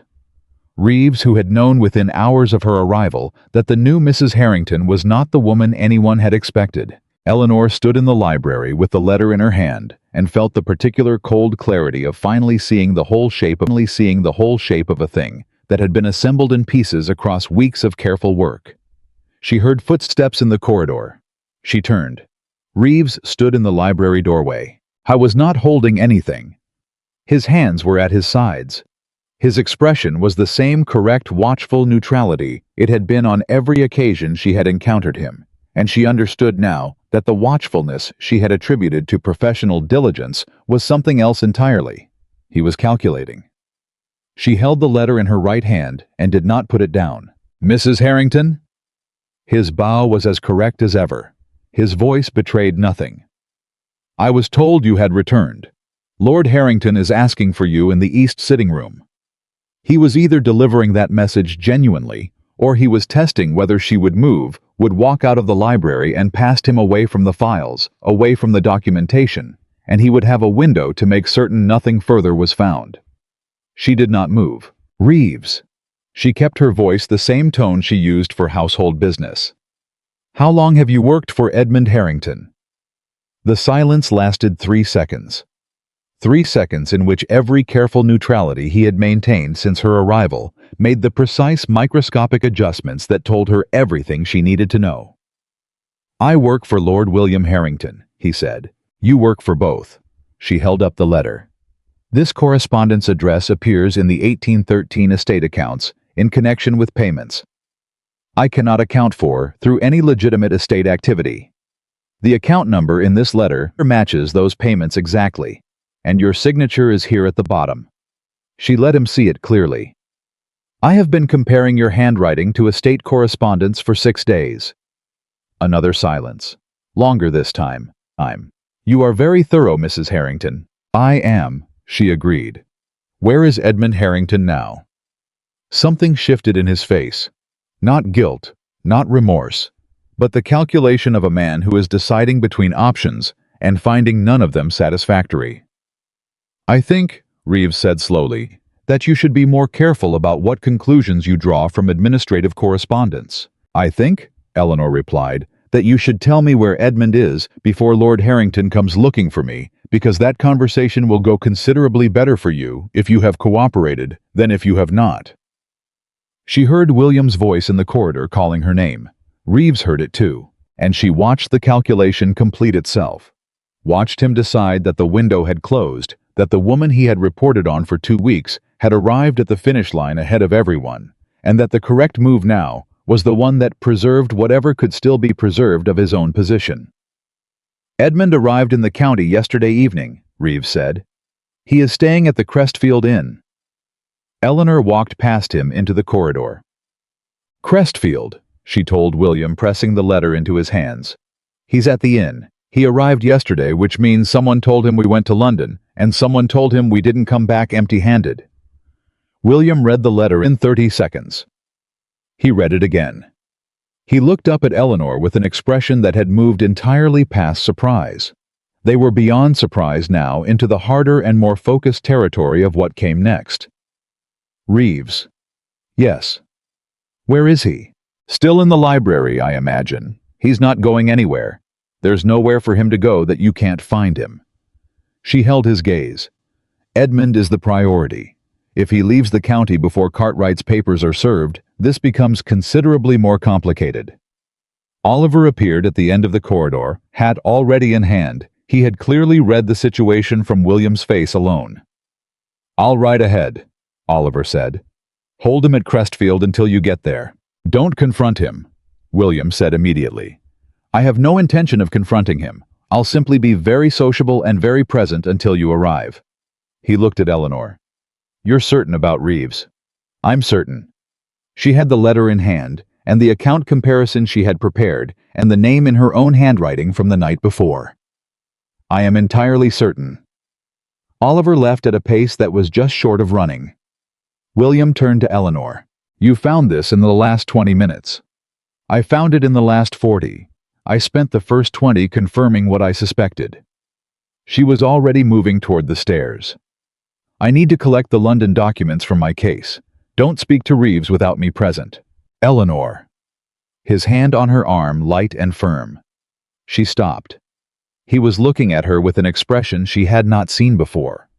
Something that was not the warmth she had begun to recognize, or the measured approval of the library revelations, but something older, rawer, and considerably less composed.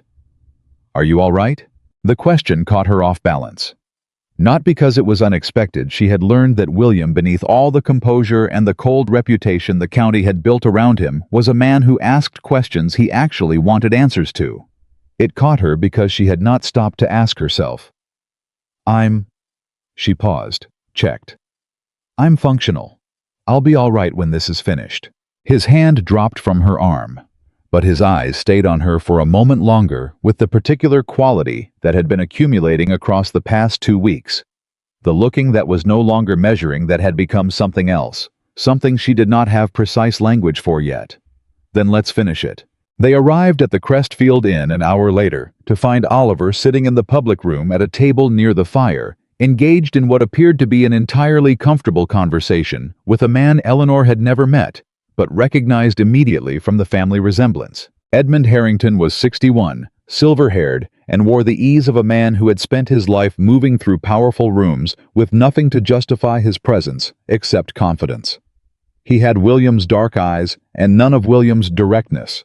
His gaze, when it moved to the door and found William and Eleanor walking in together, was the kind that calculated before it reacted, that measured before it revealed. Oliver stood.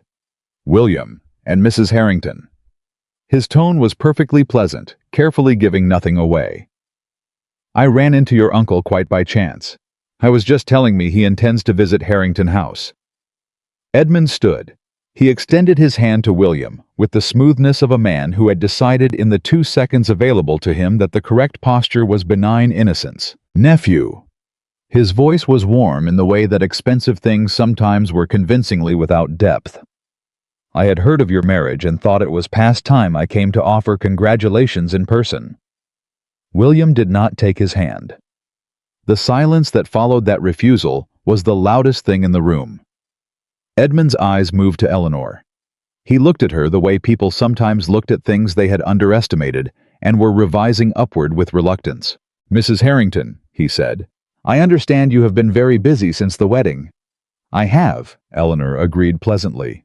"Herb gardens, ledger reviews, trips to London, the usual business of settling into a household." She held his gaze with the same steadiness she had held everyone else's gaze since the morning she walked into St. Catherine's. "And you have been busy as well, I think, though your business has been somewhat less visible." Edmund's expression did not change. He was practiced at this in a way that Reeves was not, in a way that Greaves, she suspected, was not either. Edmund had been doing this for decades, operating in the margins between legitimate power and manufactured advantage, and he had survived long enough to believe he was untouchable. "I'm not certain what you mean." William put the Marsh letter on the table.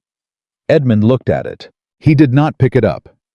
He looked at it for exactly the length of time it took him to understand what it was, and Eleanor watched the calculation in his eyes, the same calculation she had seen in Reeves, the assessment of options, the measurement of what remained viable. "A letter," Edmund said. "I see many letters." "This one is from 1812, William said. "Written by you, outlining an arrangement for the manufactured financial distress of noble estates, including the Ashford family for purposes of property acquisition." His voice was steady and completely without warmth. "Including Edmund the Harrington estate itself. You've been speaking to Henry Marsh." Edmund's voice had changed, still controlled, but the warmth had left it. "Marsh is a bitter man with a grievance and a talent for selective memory. Marsh has documents." Eleanor set her folder on the table beside William's letter. "Certified by a magistrate in Chancery as of yesterday evening. The Baxter payment records, the correspondence account connections, the holding company registration with your name." She opened the folder to the first page and turned it so he could see it clearly. "And as of this morning, a signed letter in your steward's hand establishing the internal reporting channel at Harrington House." Edmund looked at the documents. Then he looked at Eleanor. Then he looked at William. And something happened in his face that was not quite a collapse, but was the moment before one.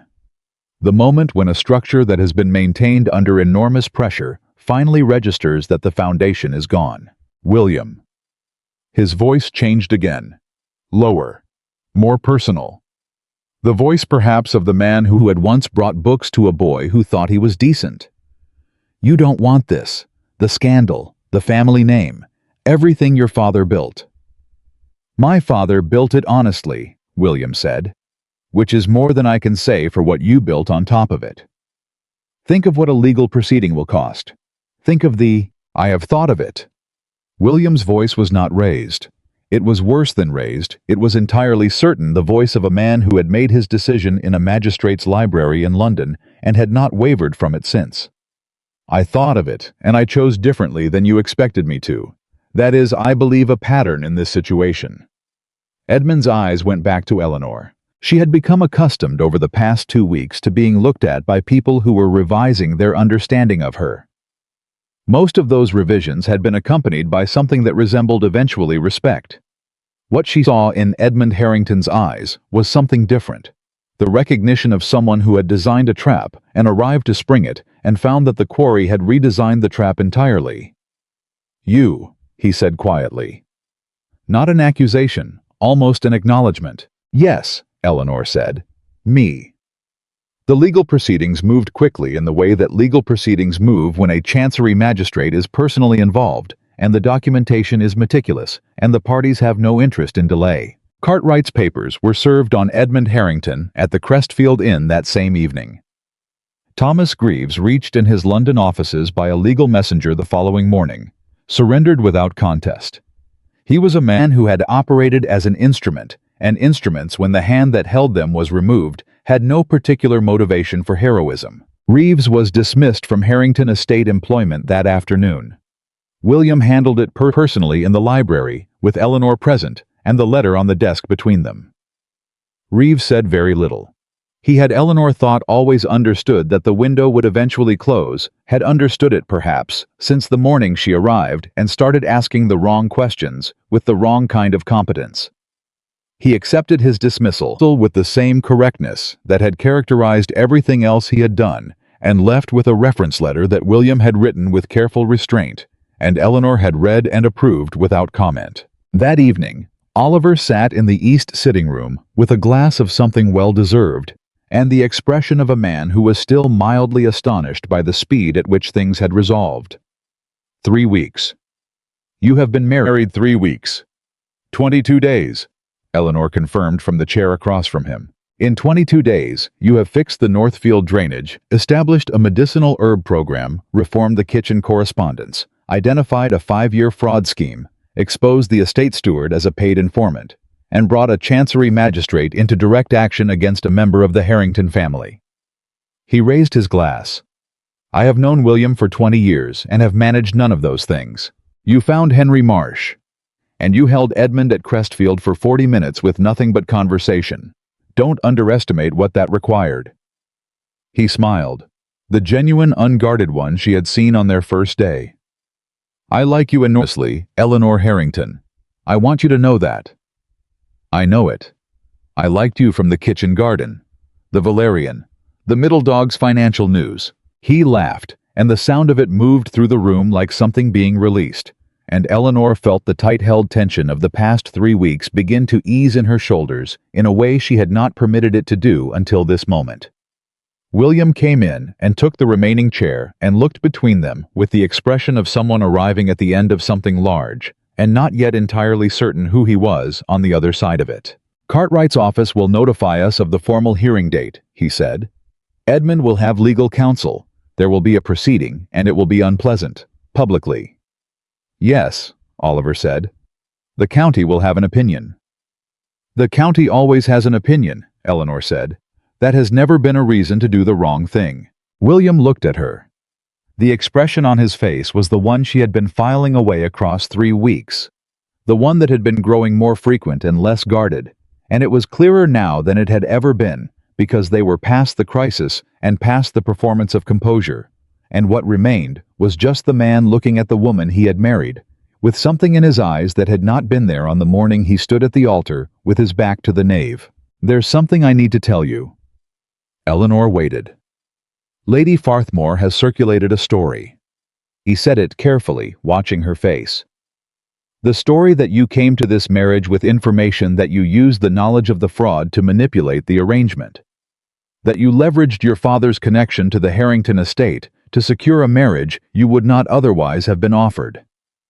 The room was quiet. "That is," Eleanor said, "the opposite of what happened." "Yes." His voice was flat. "It is also the version that protects Edmund's social position and reverses the direction of blame." She published it this afternoon through 3 separate drawing rooms. Oliver's expression had gone carefully still. "How do you know?" "Because Mrs. Grantham told me." "Because Mrs. Grantham has apparently been operating a rather effective information network on Eleanor's behalf since the Thursday of the first week, a fact I was not previously aware of and will not pretend to have been." Eleanor looked at the fire. She absorbed this with the same controlled steadiness with which she absorbed everything, turned it over, examined its shape and its implications. "Edmund," she said finally. "Almost certainly Edmund threw Farthmore before the papers were served. He had a window of several hours. He used it to establish an alternative narrative, one that repositions me as the schemer and himself as the injured party." She paused. "It's actually rather well done tactically." "Eleanor," Oliver's voice was careful, "this story, if it takes hold, I know what it will cost." She looked at him steadily. "It will cost everything I have spent 3 weeks building. It will give Lady Farthmore's circle a version of events that confirms everything they believed in that church. It will make the legal proceeding considerably more complicated, because public sympathy shapes legal proceedings, whether we acknowledge it or not." A pause. "And it will require that I respond in a way I have never done before." "What way is that?" William asked. She looked at him. "Publicly." She wrote 4 letters that night. The first was to Magistrate Cartwright, requesting that the certified documents from the London Records Office be made available for independent review by named parties. 3 county families whose standing was unimpeachable and whose connection to neither the Harrington nor the Ashford name gave them any stake in the outcome. The second was to Henry Marsh, asking him to be available for a formal statement at his earliest convenience. The third was to her father. That one took longer. She sat with it for 20 minutes before she began, and she wrote it with the particular combination of honesty and precision that she applied to everything but more gently than most things, because George Ashford was a foolish man who had failed her in more ways than he understood, and also a man who was frightened and increasingly alone, and she did not believe that a person's failures canceled their humanity. She told him what had been found. She told him that the financial distress that had driven the marriage arrangement had been manufactured, and that the people responsible were being brought to account, and that the eastern properties would be reviewed for restoration. She told him none of this was his fault, in the sense of intention, only in the sense of the inattention and poor judgment that had created the vulnerability in the first place. She told him to stay at Ashford Hall, to speak to no one about any of this, and to trust her. She had never in her 24 years told her father to trust her. She had spent 24 years being the person who could not be trusted with anything important, who was too plain and too quiet and too unremarkable for anyone to look to when something needed doing. She sealed the letter and set it with the others. The fourth letter was to Lady Cecilia Farthmore. This one she did not write with gentleness. She wrote it with the precision of a woman who had spent 3 weeks documenting everything and who understood with complete clarity exactly what Farthmore had done and on whose behalf she had done it, and what the consequences of that assistance would be when the legal proceedings became public record. She did not threaten. Eleanor Ashford did not threaten. She stated facts. She outlined the documentary record. She indicated the specific points at which Lady Farthmore's social conduct had intersected with the activities of a man now facing criminal proceedings, and she noted that the magistrate's office would be examining all relevant communications as part of the formal review. She sealed it, wrote the address in her clear, even hand, and put it on top of the stack. William was still awake when she came out of the writing room. He was in the corridor, leaning against the wall, in the way that people leaned when they were tired, but couldn't settle the restlessness of someone whose mind was still running after the body had given up. He looked at the 4 sealed letters in her hand. "Who are they to?" she told him. He was quiet for a moment when she mentioned the one to Farthmore. Then, "You're certain you want to send that one?" "I'm certain it's the right thing to do. I'm not certain it will be comfortable." She held it out to him. "Read it before you answer." He did. He read it standing in the corridor at midnight, and when he was done, he handed it back to her. "Send it? It will make her an enemy. She is already an enemy." His voice was steady. "The difference now is, she'll know that we know it." He looked at Eleanor directly. "She called you worthless in a drawing room 3 days after our wedding. She used your name to help a criminal reposition blame. She will not receive charity from this household simply because confronting her is uncomfortable." Eleanor looked at him for a long moment. "William." "Yes. You have changed." He held her gaze. "Have I? 3 weeks ago you told me this marriage was not your preference." She said it without accusation, just observation. "Tonight, you just authorized a letter that will make us social enemies of one of the most well-connected women in the county on the basis that she spoke badly of me in a drawing room." Something moved in his face. Something that was not quite the almost smile she had been watching approach something past it, more certain, more present. "3 weeks ago," he said quietly, "I had not yet watched you lift a veil in front of 300 people and be entirely unafraid. I had not yet sat across a carriage from you at 8 in the morning and discovered you had been protecting 2 families for months before I thought to protect either of them. I had not yet—" He stopped, started again. "I had not yet understood what it meant that my uncle designed a trap for a woman he believed was too unremarkable to see it coming, and she had already dismantled it before she walked through the door." Eleanor was very still. "I was wrong," William said, "about what this marriage was, about what I thought I was walking into, about—" He paused, and for a man who chose words with care, this pause meant something about you. "You could not have known," she said carefully. "You had been given a particular story. I had been given a story, and I accepted it without question. That is not Farthmore's fault, or Edmund's fault, or anyone's fault, but mine." He met her eyes.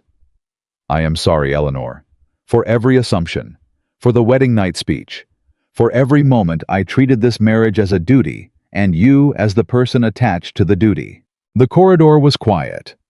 Outside, the Harrington grounds were dark and still, and the house around them carried the settled breathing of a household at rest.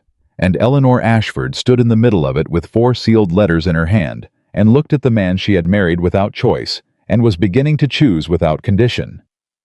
"William." Her voice was quiet. "Do you know the strangest part of all of this? Tell me. Your uncle built a trap designed to humiliate me. He chose me precisely because he believed I had nothing, no allies, no knowledge, no standing, no capacity to fight back. She looked at him steadily. And in trying to use my supposed weakness against you, he drove you to look at me clearly for the first time. A pause. He created the conditions for the one thing he most needed not to happen. What's that? You and I, she said simply, deciding to trust each other. The silence between them was not empty. It had the quality that silences sometimes had between people who had arrived through difficulty and honesty and a great deal of careful work at a place that was solid and real. William reached out. Slowly, with the deliberateness of a man who did not do things by accident. He took the letters from her hand. He set them on the hallway table, and then with the same careful deliberateness, he covered her hand with his. "Send the letters tomorrow," he said quietly. "Come and rest now." She looked at their hands, looked at his face, looked at the 22 days that had brought them here, and the days ahead that would be hard and complicated and necessary. And she thought about the woman who had stepped out of a carriage in front of St. Catherine's and heard herself called worthless and lifted her chin 2 degrees and kept walking. That woman, she thought, deserved to rest. "All right," Eleanor said. And for the first time in 22 days, she let someone else take the weight of what came next. The letters arrived at their destinations before noon the following day. Eleanor knew this because she tracked everything, had always tracked everything. And Polly, who had quietly become a reliable extension of Mrs. Grantham's information network, reported back with the efficiency of someone who had decided that Mrs. Harrington's household intelligence operation was considerably more interesting than anything else available to her in the county. Cartwright acknowledged receipt of the document request by evening. Henry Marsh sent word that he would be available for formal statement within the week. George Ashford did not reply, which Eleanor had expected, because her father expressed distress through silence rather than words, and always had. Lady Cecilia Farthmore replied within 4 hours. The reply was 2 sentences. Eleanor read it, set it down, and allowed herself exactly 10 seconds of satisfaction before she moved on to the next item requiring her attention. The 2 sentences were not an apology. They were not a concession. They were the careful, precisely worded sentences of a woman who had received a legal warning dressed as a social letter and understood with perfect clarity that the ground had shifted beneath her.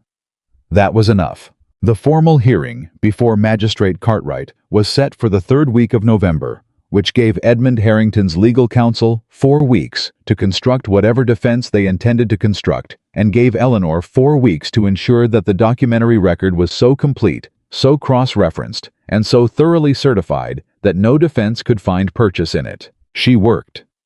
She worked the way she had always worked, early mornings, late evenings, the focused and methodical accumulation of evidence that left nothing to interpretation and nothing to chance. William worked beside her. Not in the same way.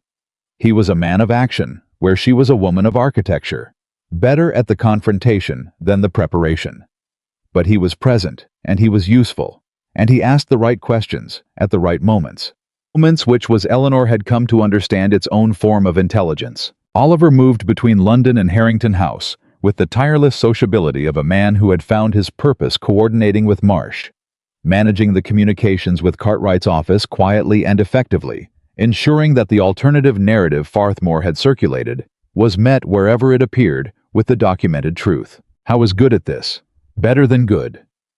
Eleanor told him so one afternoon in the library, and he accepted it with the gracious ease of someone who had been underutilized for years and was relieved to finally be working at capacity.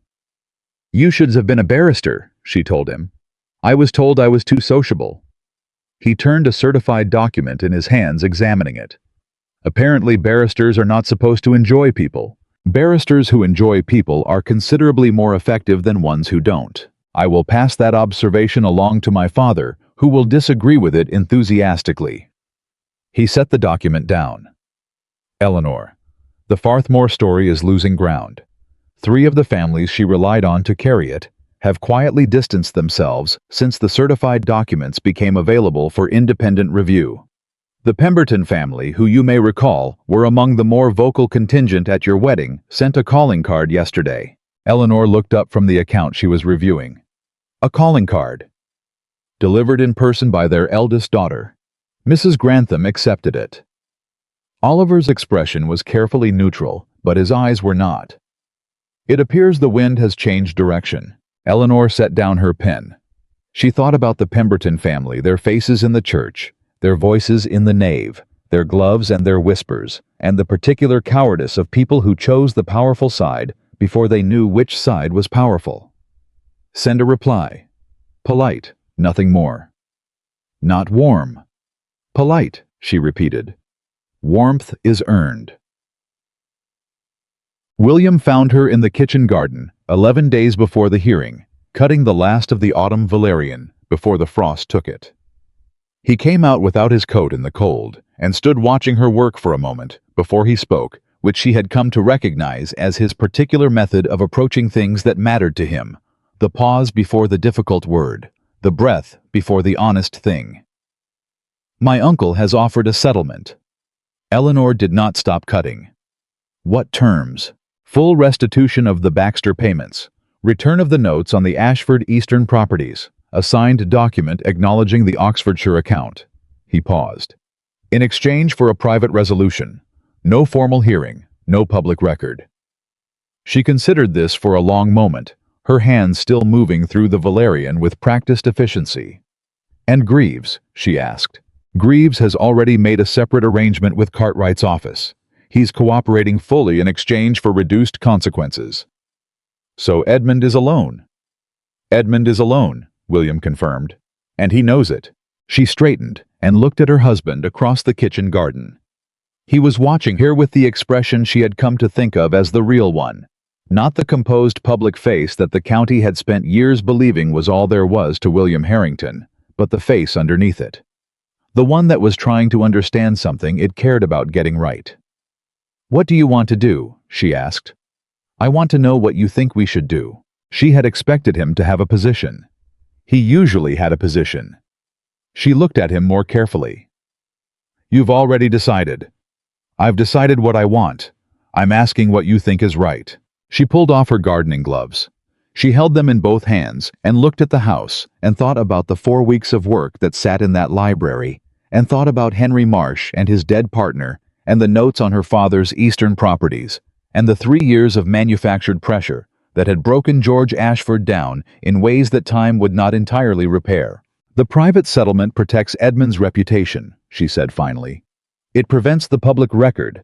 It means that in 2 years, or 5 or 10 when the county has moved on, he can resurface in different rooms with the same ease he has always had. She looked at William. It means that every family he considered as a future target, and there were others.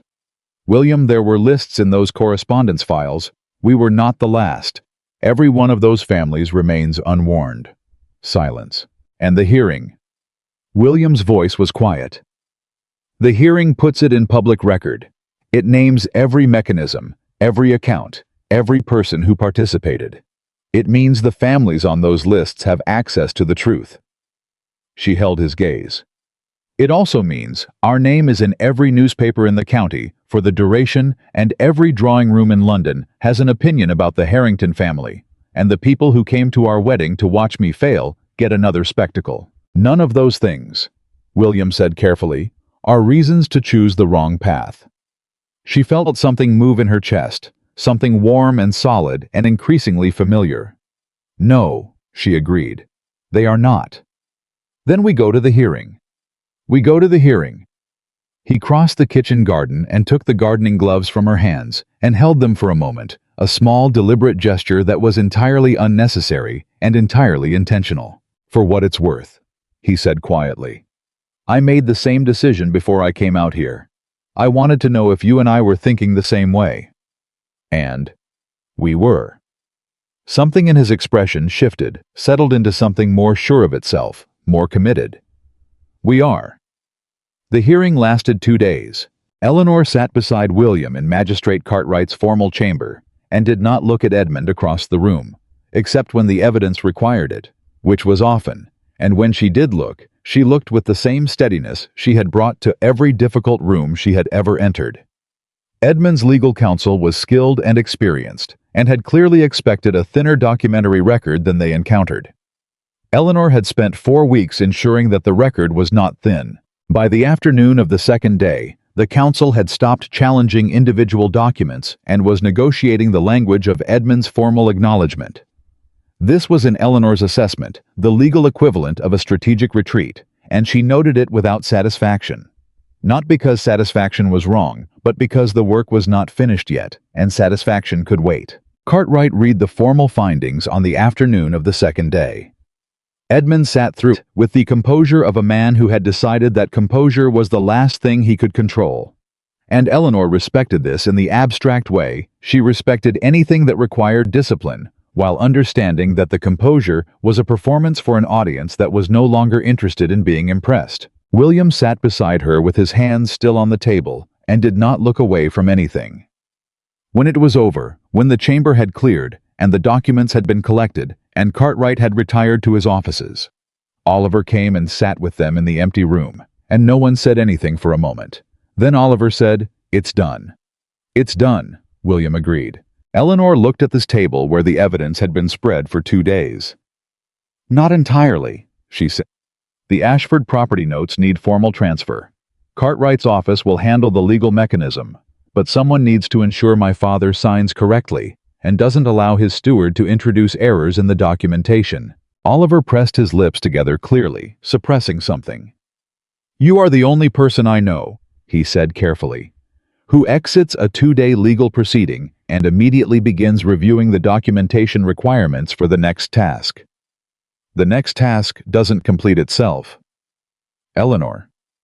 He held her gaze with a warmth that was entirely unguarded. "The next task can wait 1 hour." She looked at him, then at William. William was looking at her with that expression, the real one, the learning one. And there was something in it now that had not been there before the hearing. Something that looked, if she was reading it correctly, like pride. Not the pride of ownership. Not the satisfaction of a man whose household had performed well. Something more personal than that. Something that looked at her across the table in an empty magistrate's chamber and said without any words at all, "I see you. I see what this cost and what it required and who you are." She allowed herself 1 hour. The Ashford Eastern properties were formally transferred back to her father's name within a fortnight. Eleanor handled the documentation herself, sitting across from her father's increasingly bewildered solicitor with the original Harrington records and Cartwright's certified findings, and an expression that left no room for confusion about what was required. George Ashford came to Harrington House the week after. He arrived in a carriage that had seen better decades and wearing a coat that had been rebrushed by someone who cared about appearances more than the condition of the fabric warranted, and he stood in the entrance hall with the expression of a man who did not know quite how to be in the same room as a daughter he had consistently underestimated and been consistently rescued by. Eleanor met him in the entrance hall. Not the formal receiving room. Not the drawing room with its associations of social performance. The hall simply where people arrived and where the ordinary business of welcome happened. "Father, Eleanor."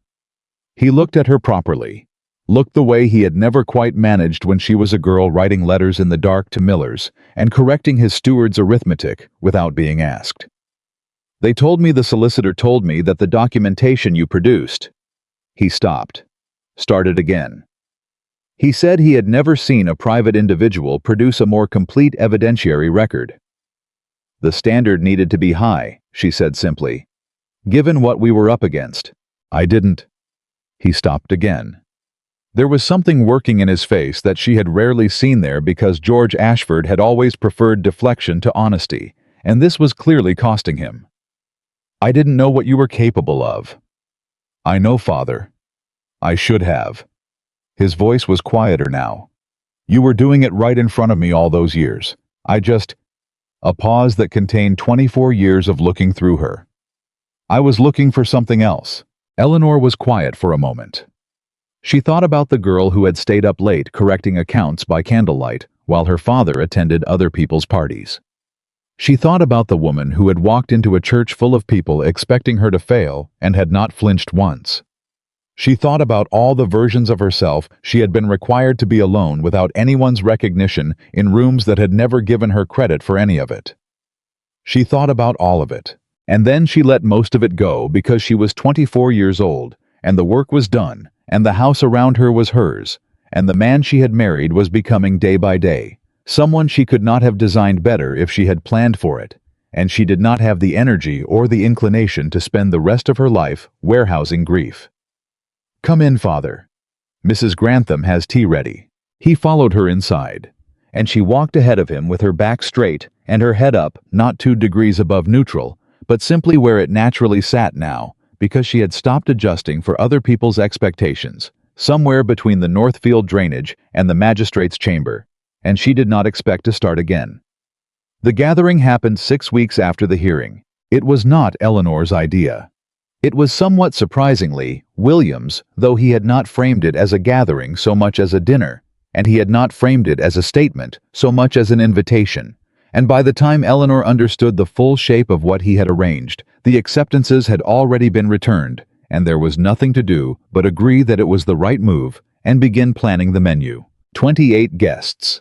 The county families who mattered, not the ones who had whispered loudest in the nave of St. Catherine's, but the ones who had independent standing and would understand what the evening signified. Oliver, who arrived early and immediately began being useful. Henry Marsh, who arrived precisely on time and looked slightly astonished to be there. Magistrate Cartwright, whose presence made exactly the statement William had intended it to make. And Lady Cecilia Farthmore, who arrived last because she had debated not coming and then decided that not coming would be worse than coming, and who walked into the Harrington House drawing room with the careful grace of a woman who understood that the field had changed and was determining with every step what her position on the new field would be. Eleanor received her with the same pleasant, steady courtesy she had applied to their first drawing room encounter. Nothing more, nothing hostile. Simply the even-keeled directness of a woman who had nothing to prove to anyone in this room and knew it. Farthmore looked at her for a moment, with the assessment that had always been there, the measuring, the comparing, the social calculation, and then something shifted. Not warmth, not exactly contrition, but the specific look of a person who has revised an estimate significantly upward and is deciding whether to acknowledge it. "Mrs. Harrington." Farthmore's voice was correct. "You have had quite an eventful first months of marriage." "We have," Eleanor agreed. "I hope the rest is quieter." "I suspect," Farthmore said with something that might, under very charitable analysis, have been wry acknowledgement, "that quiet is not your natural condition." "No," Eleanor said pleasantly. "It is not." Farthmore moved on. Eleanor watched her go and felt nothing in particular. Not triumph, not residual anger, not the need for more. The woman had made choices, and those choices had consequences she was now living with, and that was the complete shape of it. Oliver appeared at her elbow. "Did she just pay you a compliment?" "She paid me a reassessment. It's not quite the same thing." "Close enough, I'd say." He was watching the room with the particular satisfaction of a man who had spent 4 weeks working toward this moment. "William is looking for you." She found him across the room talking with Cartwright, but she knew the moment she entered his sightline because he paused mid-sentence, and his attention shifted in the way it had been shifting for weeks. The immediate, unguarded reorientation that he hadn't yet learned to conceal, and that she had quietly stopped hoping he would learn. He excused himself from Cartwright and came to her. "All right," he said quietly, which was the question he asked now, when a room had the potential to be difficult, and which had replaced entirely the remote courtesy of the first days. "All right," she confirmed. "Farthmore is being managed." Cartwright looked satisfied. "Henry Marsh is speaking to the Pemberton family, which I believe was your intention." It was. He was watching her face with the attention that no longer surprised her, but still, when she caught it directly, did something specific and significant in her chest. "I have something to say tonight, at dinner. I wanted you to know first." She looked at him. "Tell me now." He was quiet for a moment. Not the calculating quiet, not the composure maintenance quiet. The quiet of someone who had something true to say and was finding the right words for it. "When I married you, I said this was not my preference. I said it in front of you on the first night as though it were a fact about the arrangement that you needed to know for administrative purposes." His voice was level and direct in the way she had come to trust absolutely. I was wrong. Not about the fact it was true in that moment. I was wrong to say it. I was wrong to present it as something that defined what this marriage was, because it did not define what this marriage became, and I should not have let you carry it. Eleanor was very still. I have been trying to find the correct way to undo that sentence for 6 weeks, he continued, and I have concluded that there is no way to undo it, only to replace it with the true one. He held her gaze with the full force of a man who had spent 35 years being direct about everything, except the things that mattered most, and was learning late, but not too late to be direct about those as well. This marriage is my preference. You are my preference. You were my preference before I had the sense to know it, and you will be my preference when we are old, and the county has long since moved on to someone else's scandal. The drawing room hummed around them. 28 people, crystal and candlelight, and the careful noise of a social gathering, doing what social gatherings did. Eleanor looked at the man she had married without choice, and was choosing every day now, and she felt the full weight of what he had just said settle into the place in her where things that were permanent went. William, she said carefully, if you say that at dinner in front of 28 people, Lady Farthmore will have a complete reversal of her social position to manage, and I suspect she will not thank you for it. Something crossed his face, and this time it completed itself. The almost smile that had been approaching since the morning of their first week in the library arrived fully and without reserve, and it changed his face in a way she had not yet seen and would not forget. Good. He said it at dinner. He waited until the second course when the table had settled into the comfortable rhythm of a gathering that had navigated its social obligations and was beginning to relax into itself, and then he set down his glass and waited for the particular quiet that falls when a man of his standing indicates he has something to say. 28 people waited. I want to say something that is long overdue, William began. His voice carried without effort, the voice of a man accustomed to being heard, using that accustomedness in service of something real. Most of you were at St. Catherine's Church 4 months ago. You heard the whispers. I won't pretend you didn't, and I won't pretend I was unaware of them. The table was entirely still. Many of you formed a judgment that day, about this marriage, about my wife. He paused. Those judgments were understandable given what you knew. They were also wrong. Not because of what Eleanor has accomplished in the past 4 months, though she has accomplished more than this county will fully understand for years. They were wrong because they were made on the basis of a surface. Because someone lifted a veil and showed you a face, and you decided you had seen everything there was to see. Eleanor sat beside him and did not look at the table. She looked at him. I made the same mistake, he said. I came to that altar with every intention of performing a duty and expecting nothing further. The woman I had agreed to marry was in my estimation a formality, an obligation fulfilled. A pause that held the room completely. What I discovered across the weeks that followed was that I had married the most capable, the most honest, and the most genuinely good person I have ever encountered. And I discovered it not because she announced herself. She did not announce herself, she never has, but because I finally had the sense to pay attention. Somewhere down the table, someone's cutlery touched a plate with a small distinct sound. Otherwise, the room was silent. They saw only what covered her face, William said. I was fortunate enough to discover what was hidden beneath. He turned to Eleanor, turned fully in front of 28 people, in the way that left no ambiguity about what he meant or who he was looking at. And I am grateful every day that she had the patience to wait for me to see it. Eleanor looked at her husband. She looked at him across the wreckage of every whisper and every sneer and every moment. Someone had decided she was not worth looking at, and she looked at him across the 4 months that had dismantled her isolation and her invisibility, and the story everyone had told about who she was, and she thought about the girl at the writing desk at dawn, correcting errors no one would thank her for, and the woman who had walked into a church full of judgment and lifted her veil with steady hands. She did not cry. That was not how she was made. But she reached under the table and found his hand, and she held it, and William Harrington, who was not a man given to public sentiment and did not care at this precise moment, even slightly closed his fingers around hers. Farthmore, 3 seats down, was looking at her plate with an expression that was doing a great deal of complex work. The Pemberton daughter was exchanging a quick, significant look with her mother. Henry Marsh, near the end of the table, was studying the tablecloth with the concentration of someone who was managing a feeling he had not expected to encounter at a dinner party. Oliver, who was seated directly across and had a clear sightline to both of them, caught Eleanor's eye, and she saw in his face the expression she had seen in the kitchen garden the morning he told her he had believed in her from the beginning, something that was entirely unambiguously glad. He lifted his glass a fraction of an inch in her direction. She acknowledged it with the smallest possible inclination of her head, which was between the two of them, a complete and sufficient conversation. The county adjusted as counties do, not immediately.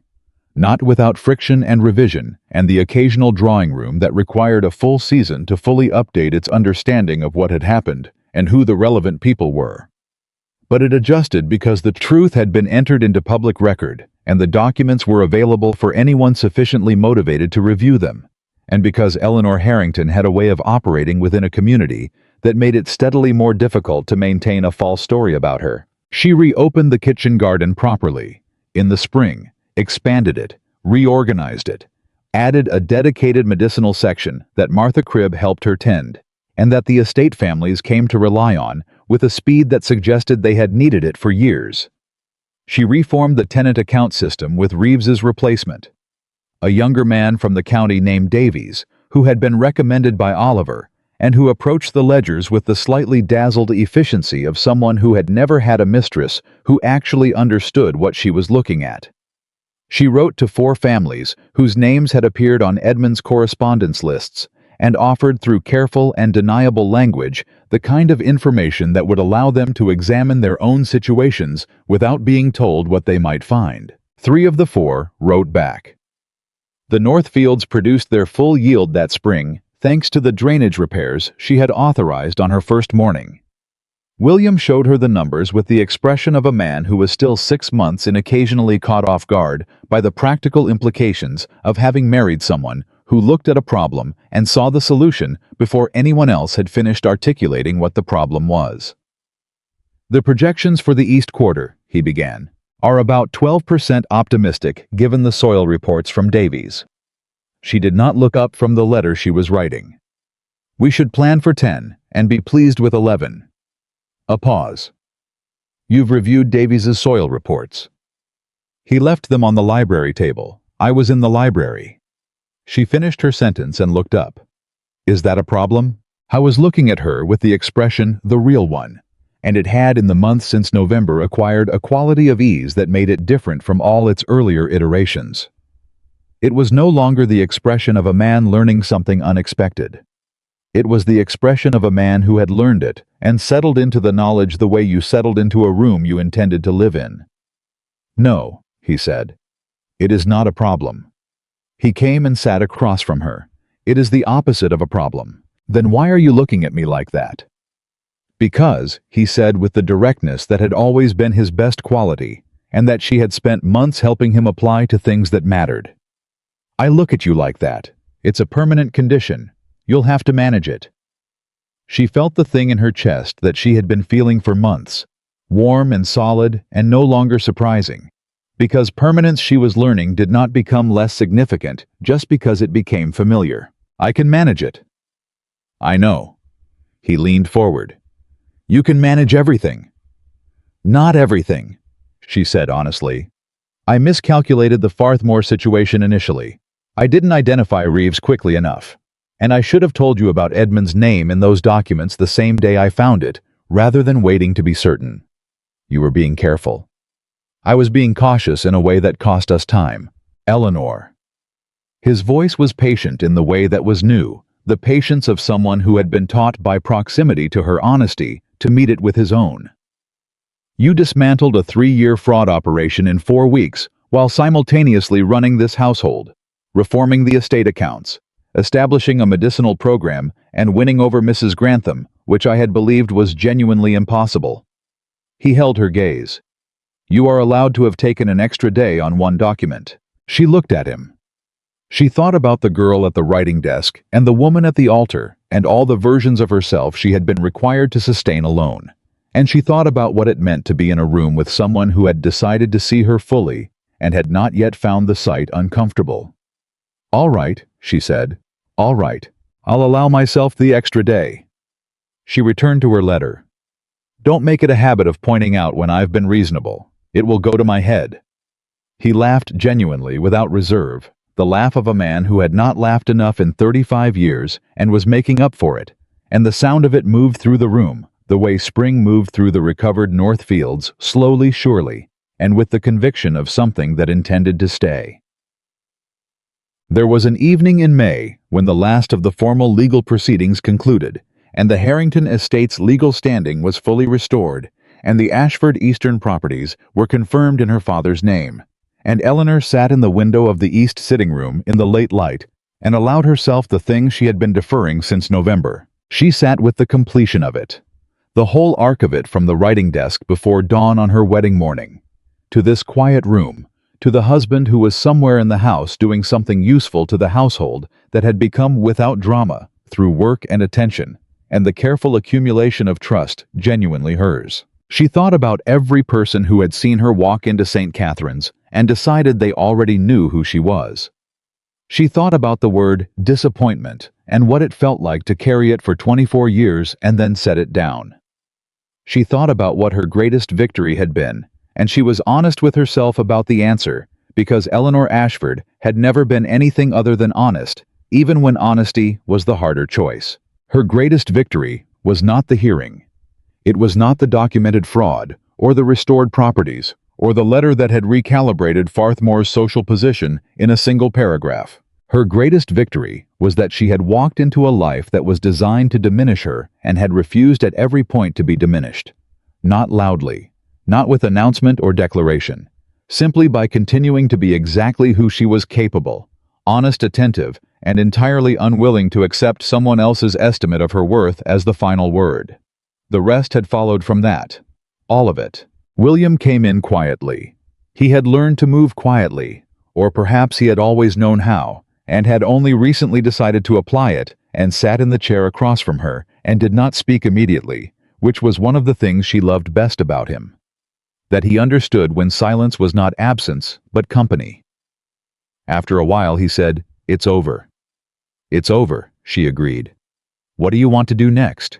She considered the question with the seriousness it deserved, because William Harrington asked questions he wanted answers to, and she had never in her life given an answer she did not mean. "I want to expand the tenant medicine program to the 3 neighboring estates that have expressed interest," she said. "I want to review the Eastern Ashford properties properly, now that they're restored, and establish a management plan for my father that he cannot accidentally undermine. I want to write to the families I identified from Edmund's lists and offer more direct assistance now that the legal situation is resolved." She paused. "And I want sometime in the next year to plant a proper orchard on the south-facing slope that Davies identified in his spring survey." William listened to all of this with the expression that meant he was both keeping up and finding the experience of keeping up with her still after 7 months genuinely compelling. "The orchard," he said. "That last item. Is that for the estate or for you?" She thought about it. "Both. I have always wanted an orchard."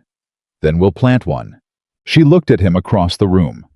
This man she had married without choice, and without love, and without the faintest expectation that it would become this, and she felt the certainty of it settle into her.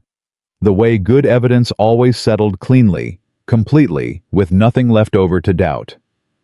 "William." "Yes. Thank you," she said, "for coming to look at the ledgers that first morning, for sending the crew to fix the drainage, for listening." She held his gaze steadily. "For choosing the truth over the name." He was quiet for a moment. Then, "Thank you for waiting until I was ready to see you." "You weren't that slow," she said.